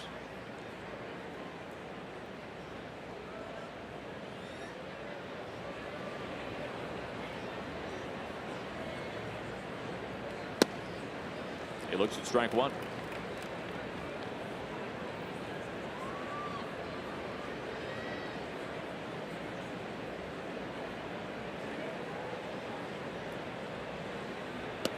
Look at the home runs this year for the Marlins. Stanton, Ozuna, Bohr, all at or nearing 20. But overall this year, this has not been a home run hitting team for Don Mattingly. They don't walk much at all. They really don't strike out much either. Shot with the backhand, guarding the line. Long throw. Thames able to stay back on the back. 2 outs. Well, the ground ball outs to begin the top of the 6th. Well, you've talked a lot in this one, Mark, about the cutter for Davies. Yeah, I think it had a lot to do with it today, and especially against Yelich. You see the punch out right there. Being able to command his pitches. Yes, stake to a lead early in this game. But the 2 cutters on both sides of the plate, being able to manipulate the baseball. And we really saw command the latter part of his start today. 2 outs for Real Muto. Another ground ball. Shaw the pick, the spin, throw in time. 10 in a row, sat down by young Zach Davies. We'll see if Don Mattingly wants to take a look.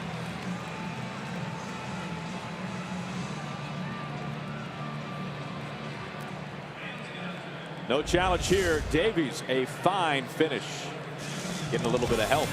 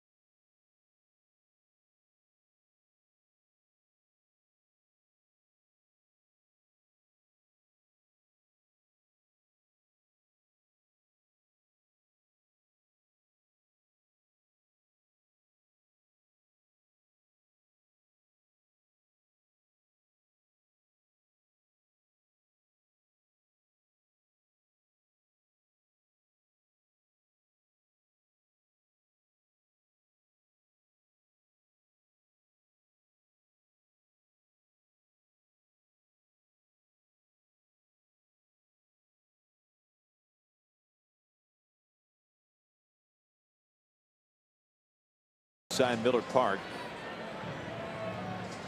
Now, as is customary in between innings here. Now you were guessing, you called chorizo. I went chorizo today. We have the sausage relay today. We had a tough right there. No. We have to go to video replay. This is a problem. That's a photo finish too, Yeah, by the way. I'm not so sure about chorizo. Ryan Braun.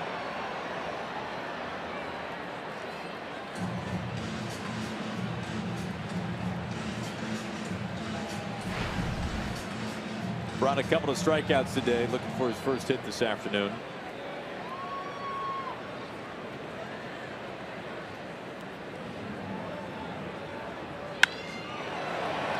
Now towards Stanton. Over Stanton's glove off the wall. Braun's first hit, a double.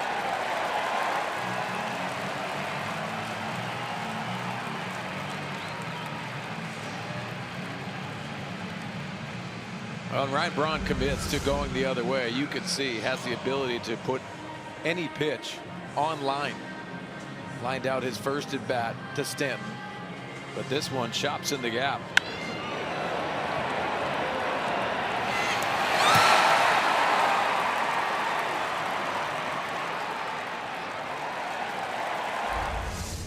You know, last year it was Gary Sanchez for the Yankees who was the young home run hitting phenom for New York. This year Aaron Judge, and you look at guys with 30 home runs in their first 100 games of the big leagues. Those two for the Bombers, the most recent, but before Sanchez, before Judge, it was Ryan Braun. Yeah.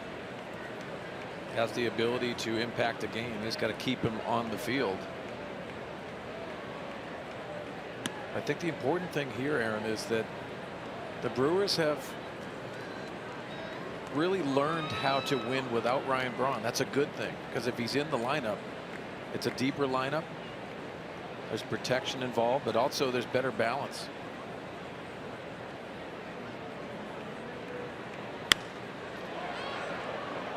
Only 6 guys all time to do that. 30 home runs. Your first 100 big league games. Mark McGwire on that list. Braun, of course, as well.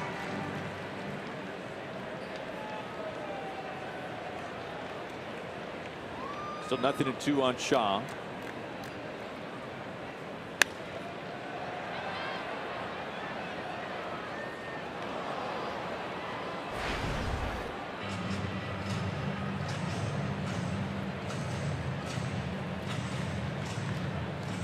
What a first half for Travis Shaw. Has driven in 2 today.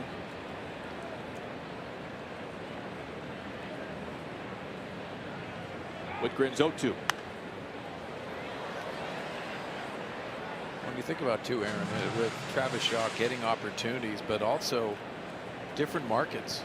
Coming over here to Milwaukee, maybe he's settled in nicely and feels more comfortable here.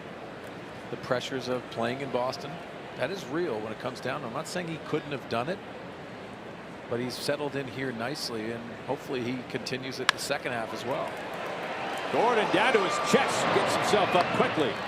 Record the out on Shaw. Fine play by D. Gordon. Braun, who doubled, now in at third.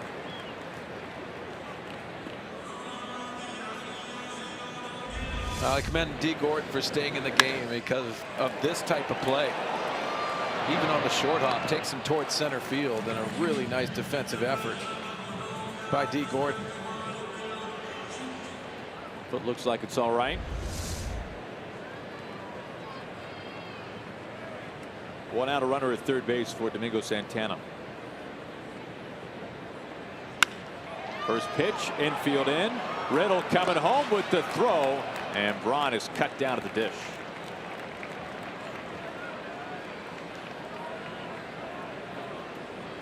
Braun taken off on contact. 2 outs. Well, the Marlins traded Adeiny Echeverria. Very good defensive shortstop, but watch this play by Riddle.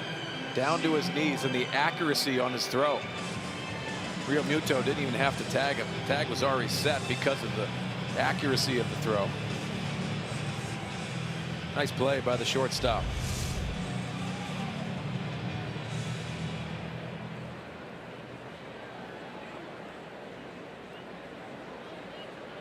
Two outs for Stephen Vogt.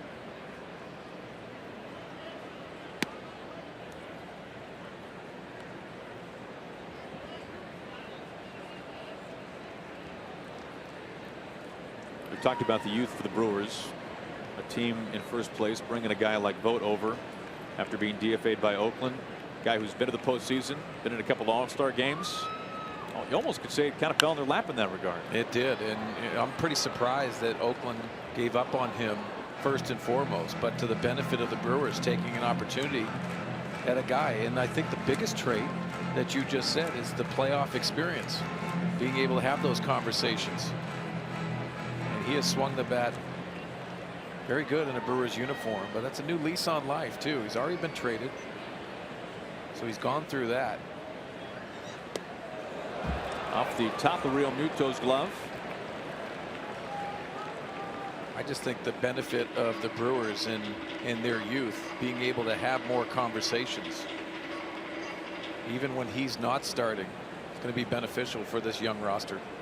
And not to say that he is the second coming of Matt Adams.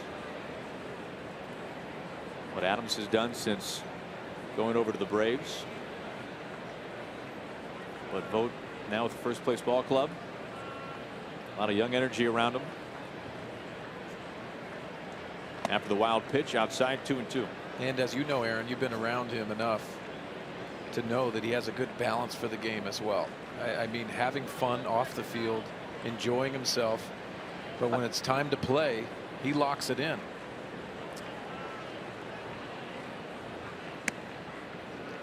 Vogt rung up looking. No, you're right. I don't think you can find a better clubhouse guy in the game than Stephen Vogt. A runner is left as we have completed 6 in Milwaukee.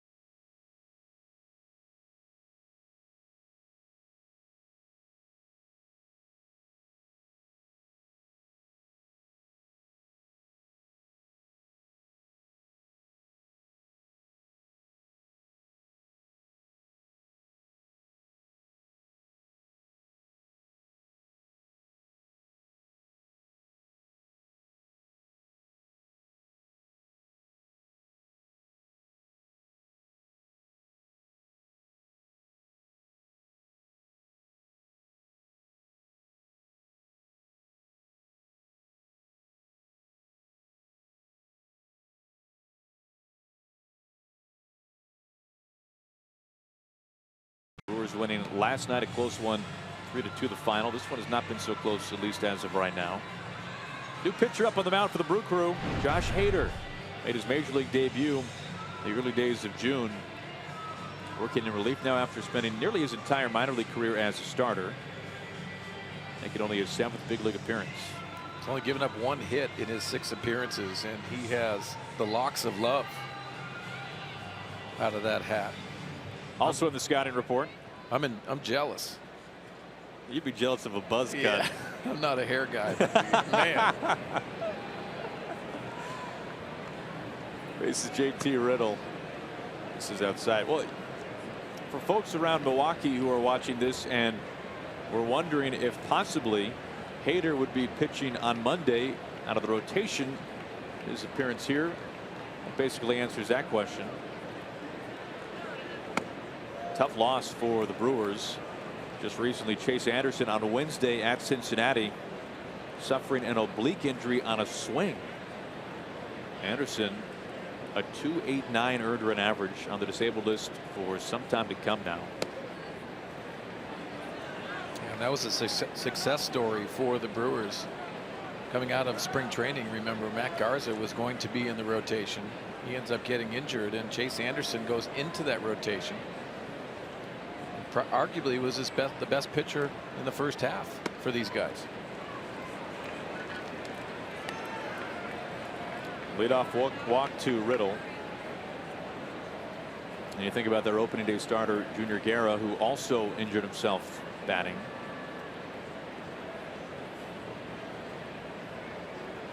That being said, this is a rotation that you look at the June numbers for the Brewers starters. Only 2 rotations worked more innings.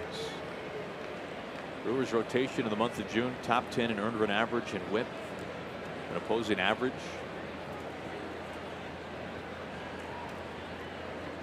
Tyler Moore batting in the number 9 spot off the bench. This is strike 1.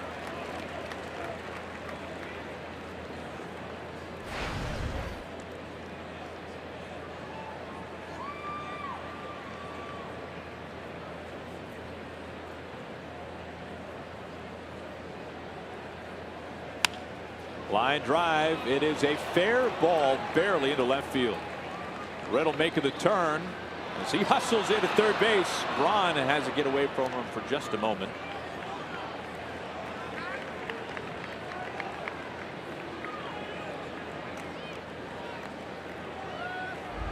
I see Moore pulling his hands in nicely.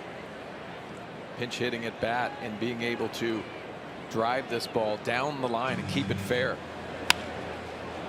You know, on this back end, after Ryan Braun bobbles it, Freddie Gonzalez, the third base coach for the Marlins, does the smart thing.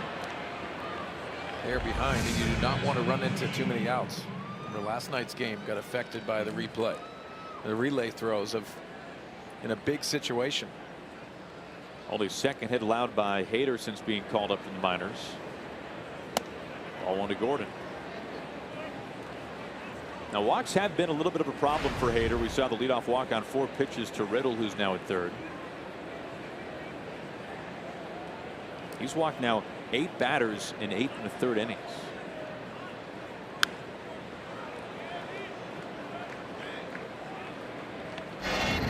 We're talking about last night's relay. Yeah, this was a big moment in the game last night. You can see Dietrich, and Keon Broxton affects this play. Why I say that is the effort that he had trying to make that play, but Arcia on the back end throwing a great throw. That would have tied the ball game up last night. Might have factored in Gonzalez's holding the runner in this inning. Good fastball to make it 1-2.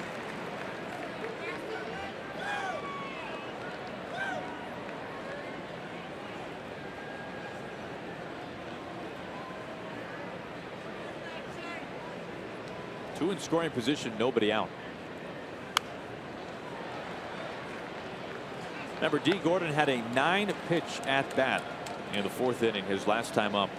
That was the sequence where he fouled the ball off the inside of his foot, eventually grounded out to end the inning, but 9 pitches.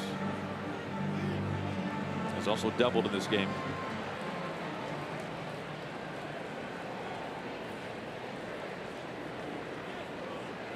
Riddle at third, Moore at second. The 1-2.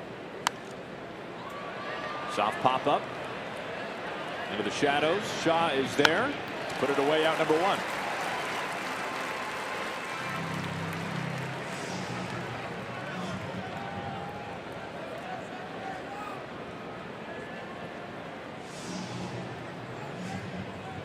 Here is Stanton.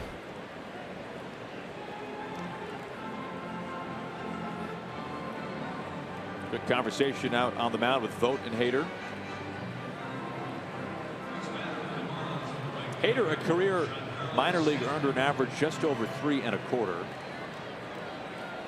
Nearly 100 starts. Didn't make some relief outings.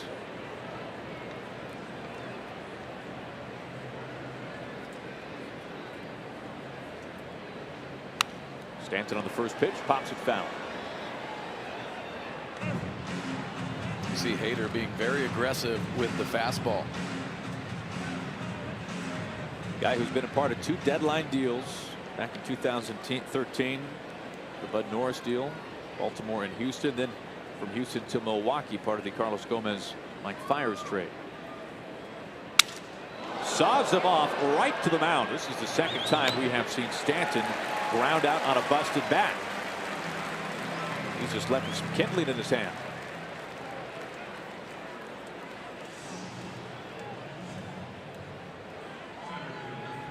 Oh, we talked about the aggressiveness inside and being able to throw it. That ball doesn't cut, but it has that riding action inside. In the kitchen of Giancarlo Stanton.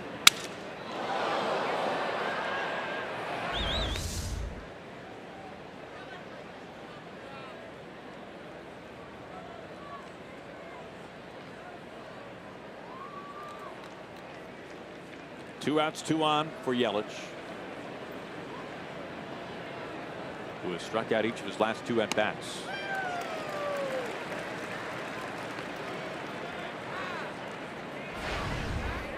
I mentioned earlier, Yelich last season 21 home runs, Silver Slugger Award winner. He has not homered since June the 2nd. 7 home runs out the season.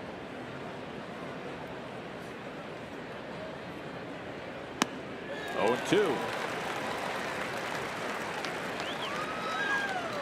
Hader trying to pitch out of a jam following the leadoff walk.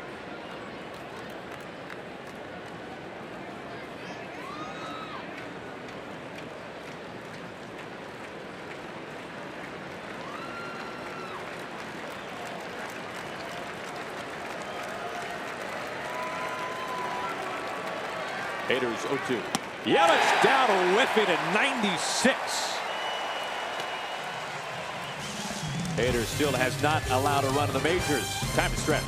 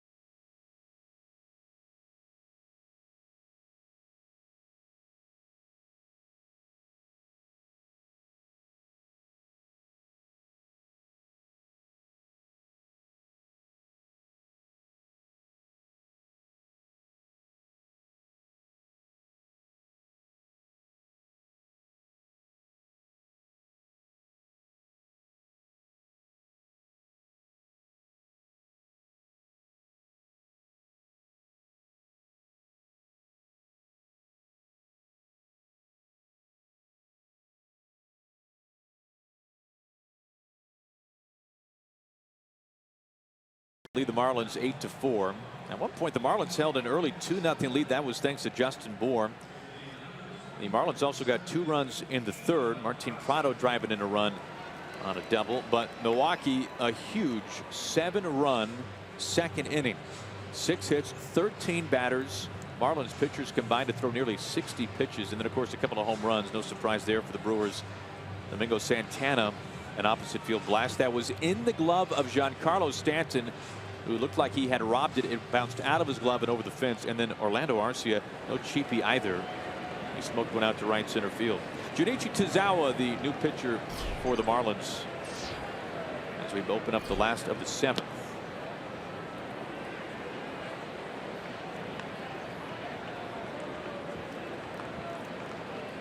Tazawa spending some time with the disabled list this year. Some rib cartilage inflammation. He has really been roughed up his last few times out. 8 runs his last 4 appearances. Yelich waiting a while for it. Broxton is retired.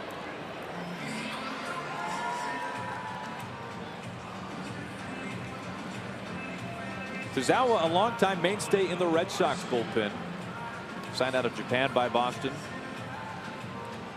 And nearly 300 relief appearances for Boston over his time there. Joining the Marlins as a free agent.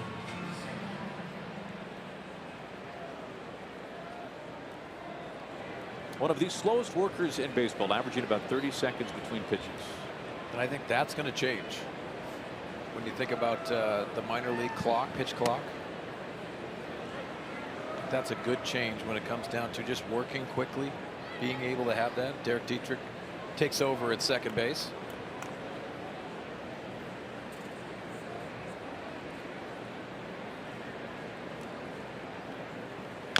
So when you say you think it's going to change, not necessarily for Tazawa, but change I think for generations to come. Yeah, it's the guys that are coming up from the minor leagues that are used to working quickly, to be able to be at the big league level and ask somebody to work much quicker. I think that takes them out of their element, and hopefully we see it, because those are uncomfortable for the hitters, the guys that do work quickly. Mark Burley's of the world.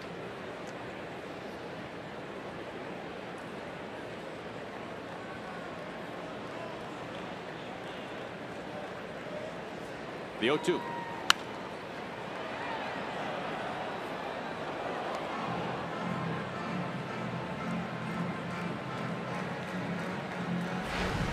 Arcia made this an 8-4 game in the 5th inning with his 7th home run this season.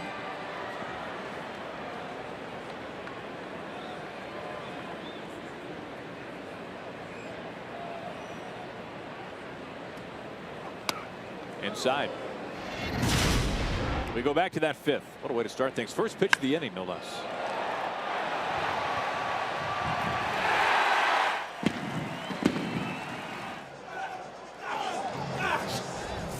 I love that emotion in the dugout. It's when you know things are going well. You go through the gauntlet of forearm shivers.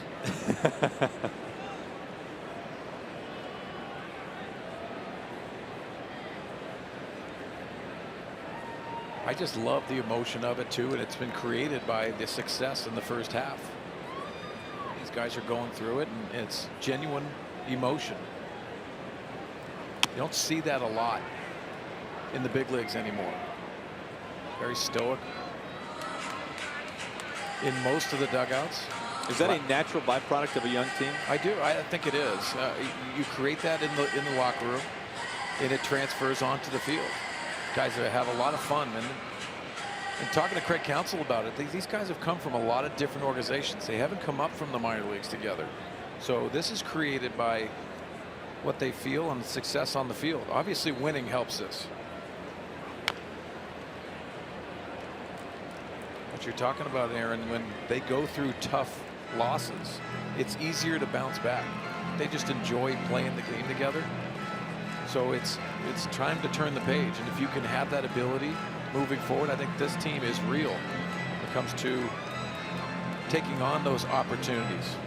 Bullpen always has chemistry, and now these guys that are getting playing time, hey, it's my opportunity. Go out there and cheer on your teammates for what they're doing. Into the gap in right center field. Yelich having to play it on a bounce. Arcia, a 3-hit day, and 2 of them the opposite way.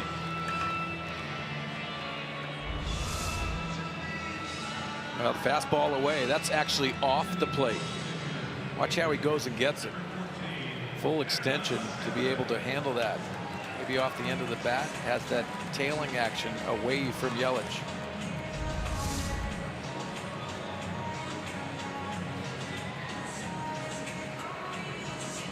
Hernan Perez will bat here in the pitcher spot for Davies. Davies a nice day with the bat in his hand, and RBI, also a double.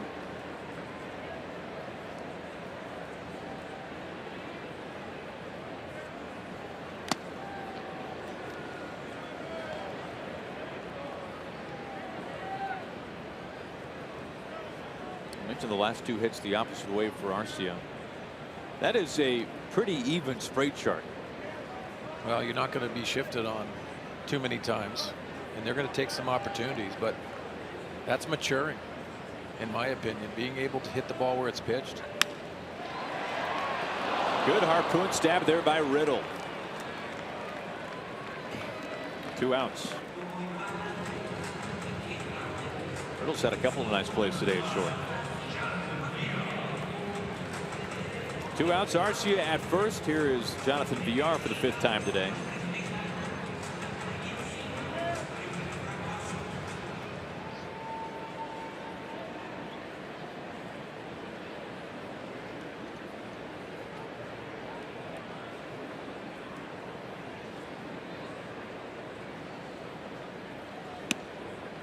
He looks at strike 1.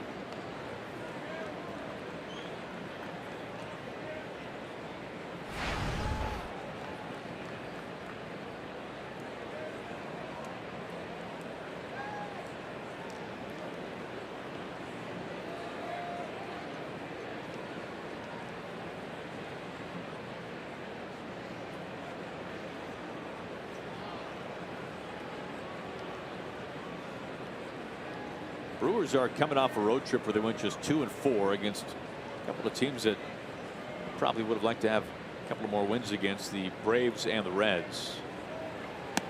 Look at those games, though. The losses, 4 losses in those 6 games, each by 2 runs or fewer.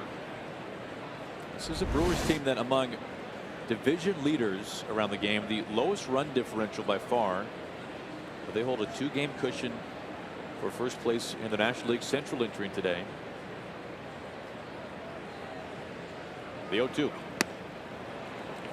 Villar down on strikes for the 2nd time today. Arcia is stranded. 7 innings in the books. We'll see Marcell Ozuna soon.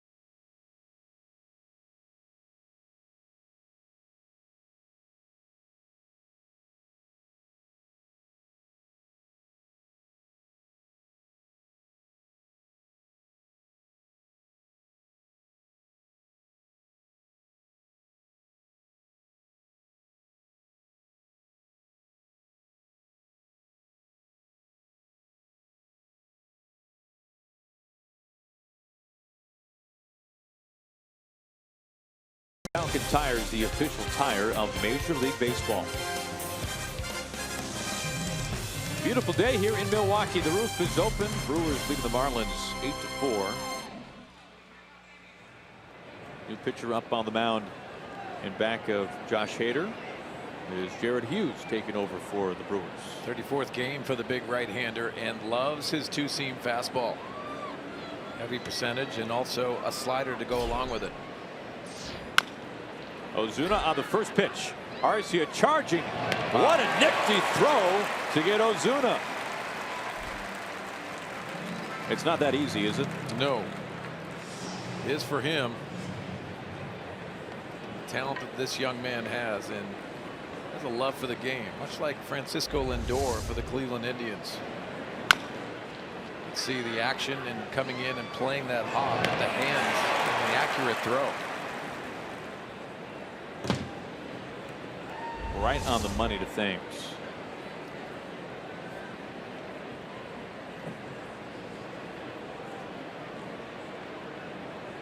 One quick out for Justin Bour.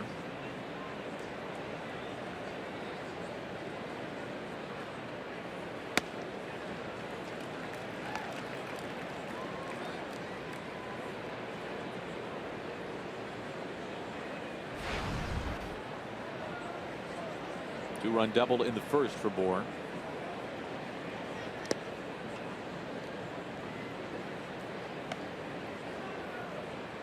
Hughes released by the Pirates, as you see Perez taking over at third base. Hughes signing with the Brewers in the early days of April.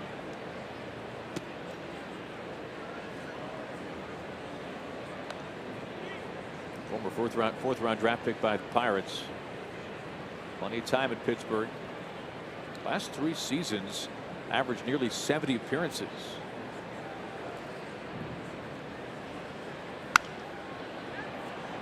Two and two on Bour.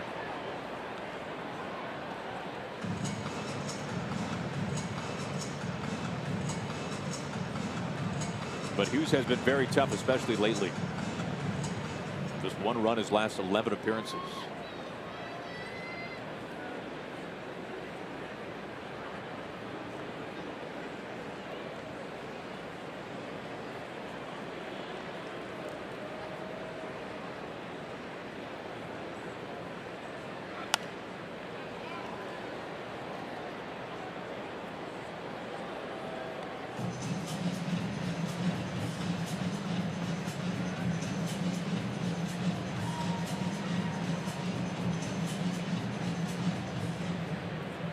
Shift is on for Bour.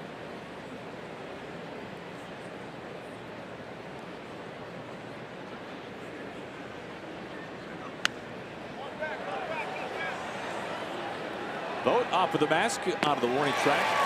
2 outs.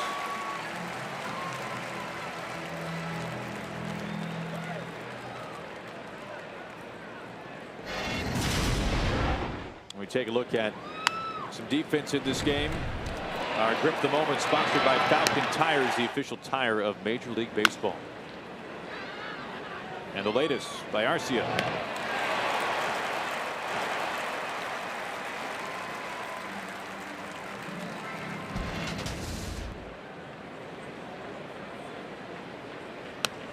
I don't think you're supposed to have that kind of a play as a shortstop defensively, and in the same game go right center field for a home run. That's the total package. Reason why a lot of people, and especially scouts, are talking about this young shortstop. Prado out towards center field. A long run. Broxton having to chase it down. Prado's second double today.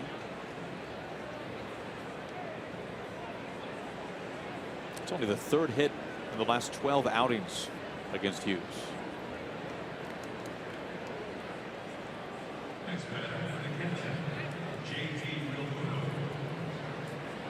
Two-out base runner for Real Muto. Most hits among all major league catchers. He has been one of the best road hitters in the game this year. Hitting .352 away from Marlins Park. 3rd highest road average, but looking for his first hit today.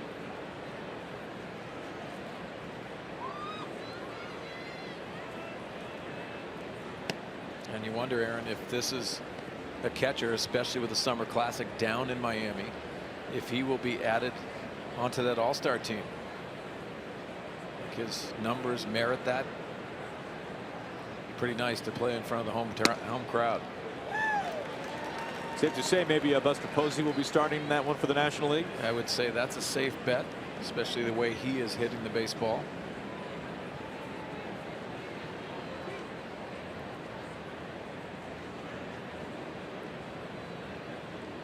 The 1-1. Gobbled up by Arcia. And that ends the top of the 8th. We go to the home half.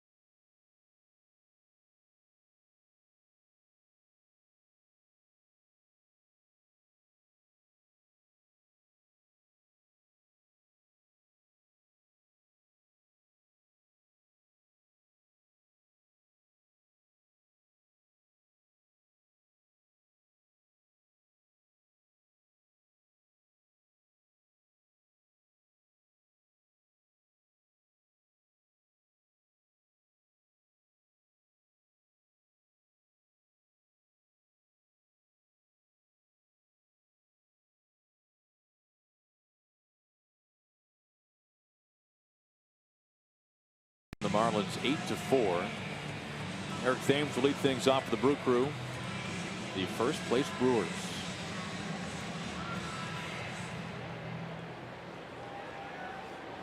They'll be followed by Ryan Braun, then Travis Shaw. They have the shift on right away for Thames. Zawa back out there for his second inning of work. Pitched a scoreless 7th.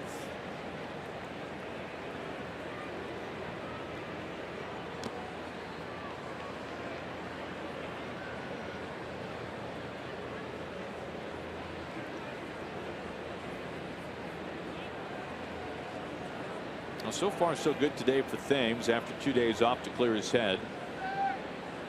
1 for 3, a walk as well. Opposite way single.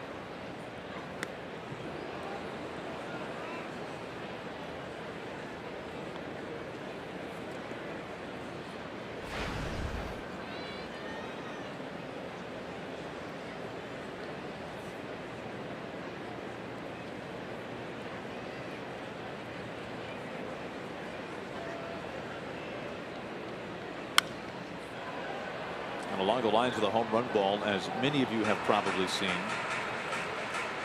Yesterday we saw the record-setting home run. It came off the bat of Justin Smoke. This baseman who very well could start the All-Star game. We'll find out tonight. More home runs in the month of June this year than any single month in Major League history.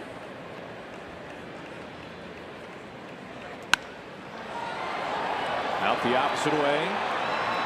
Ozuna near the wall, able to flag it down. Loud out number 1.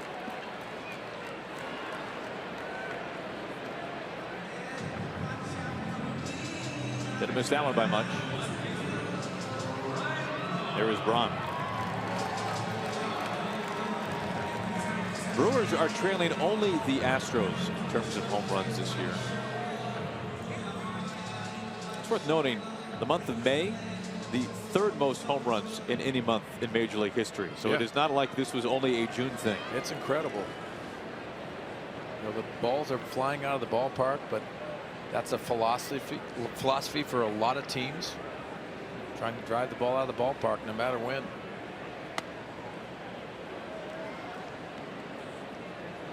Now, Braun right now sitting on 9 homers.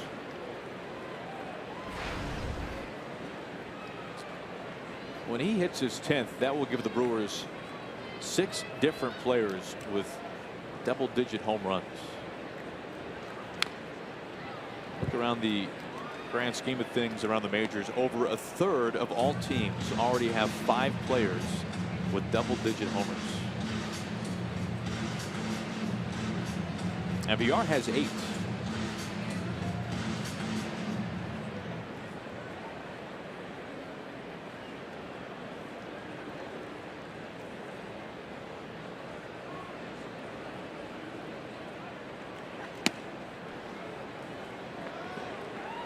Two balls and a strike. Well, the interesting question for this club, I would say they're probably ahead of where they thought they were going to be with the younger players on this roster, is what, if anything, will they do at the trading deadline?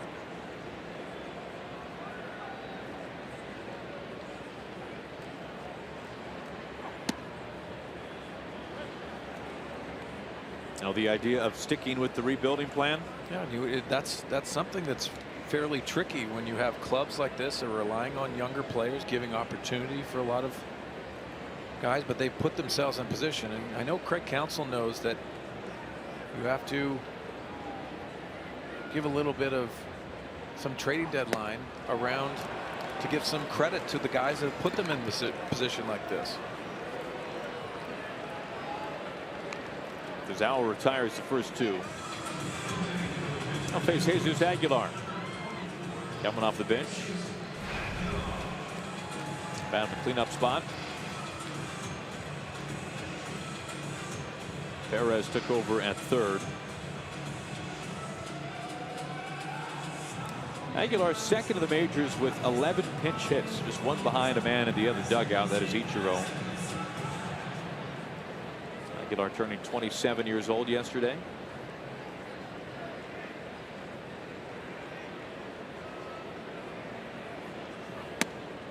He looks at strike 1. Oh, he's forced the hand of Craig Counsell to give him more playing time because the way he has swung the bat. See the pinch hitting stats, but when he gets starts as well, hits the ball very hard.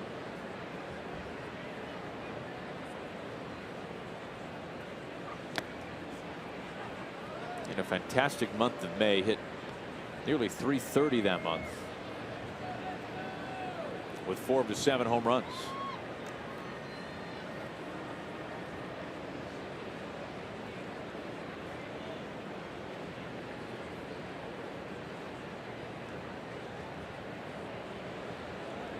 Two outs, nobody on. The 1-1 from Tazawa.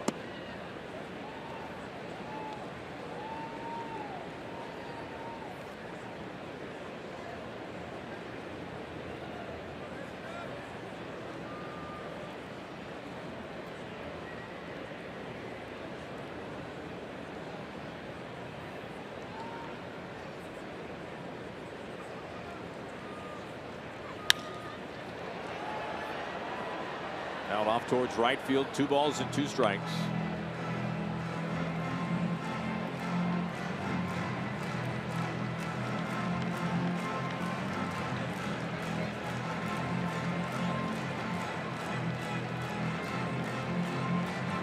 Now Tazawa pitching well since taking over the 7th, but he has had a tough go of it lately.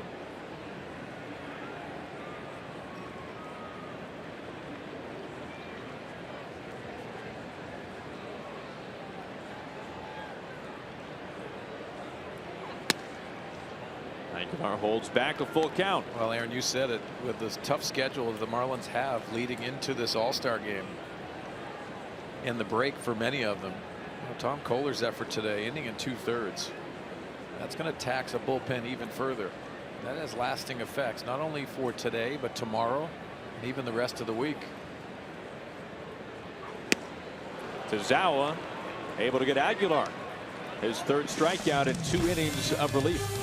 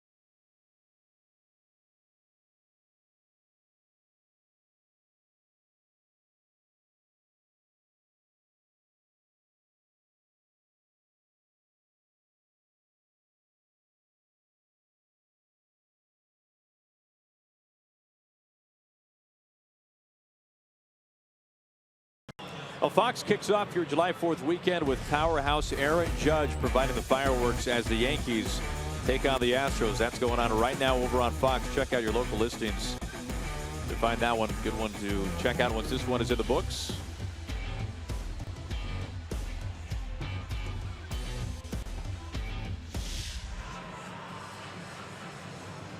That is a fine series. A lot of young stars in that one.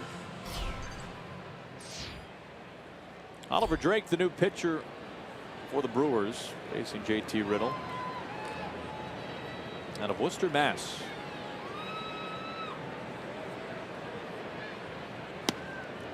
He pours in a strike to start his afternoon. Yeah, really loves the fastball split finger combination. See him with that split finger grip as he goes into the glove. Acquired by the Orioles, or from the Orioles, I should say, in mid-April. You can see the grip.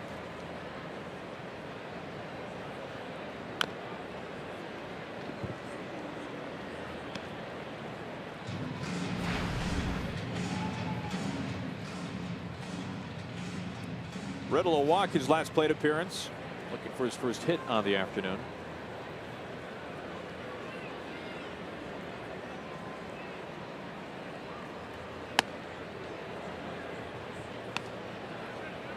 Drake, a former 43rd round draft pick by the Orioles.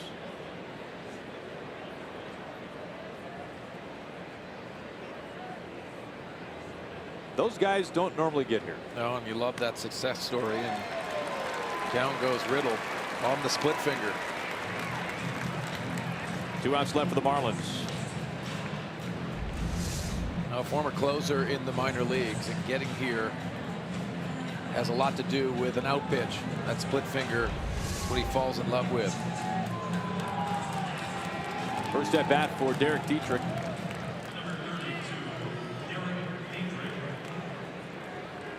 Really struggled in the month of May. Hit beneath 220. Hit nearly 280 in June.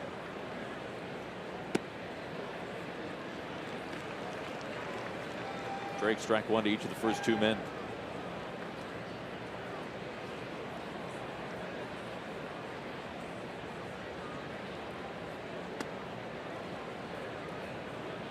Now for the Brewers, they are on their way to winning their 3rd in a row. Meanwhile, for the Marlins, this would be their 4th consecutive loss. They would drop to 9 games under 500 on the road.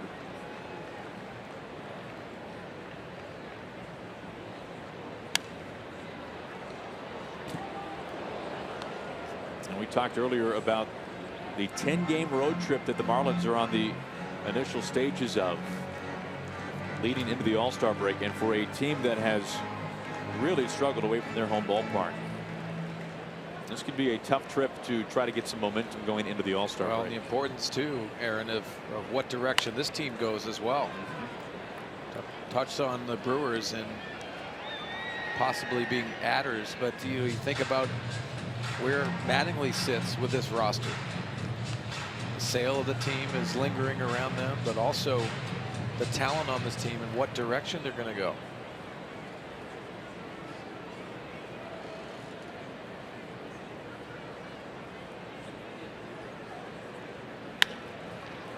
The R up to his right a couple of steps. Out number 2.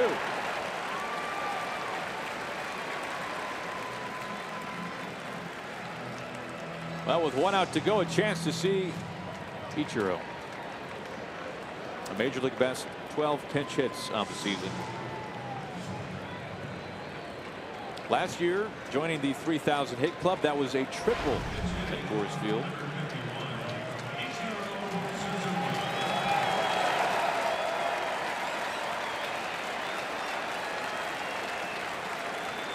Ichiro now 2 hits shy of tying Rod Carew for 24th all time.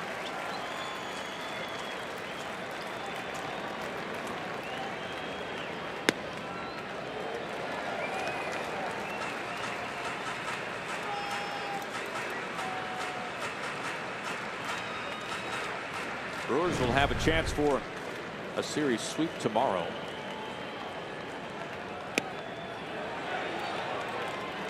An appeal, he goes.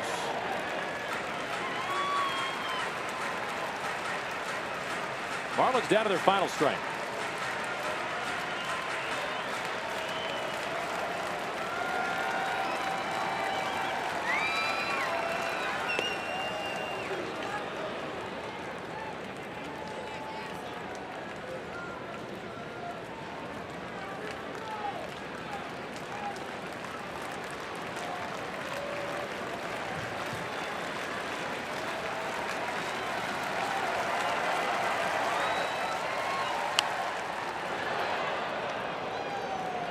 Well, Mark, as we look on this one here today in Milwaukee for the Marlins, this is really two teams that came in trending in these directions, and what we've seen today, they are continuing down both paths, it seems like. I agree, and what I marvel about, obviously, the situation Don Mattingly is in the Marlins, but this young shortstop and these young players for the Milwaukee Brewers, and what direction they're going, developing and getting opportunities at the big leagues level.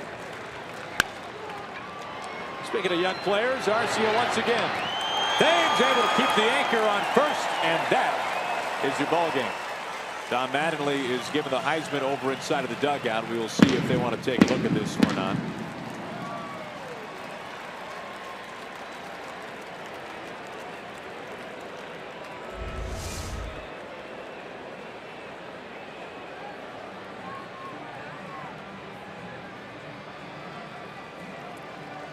Now, looks like he maintains it there. There will be no challenge by the Marlins as the Brewers win. They have won this series. Milwaukee has won 3 straight. The Marlins have dropped 4 in a row.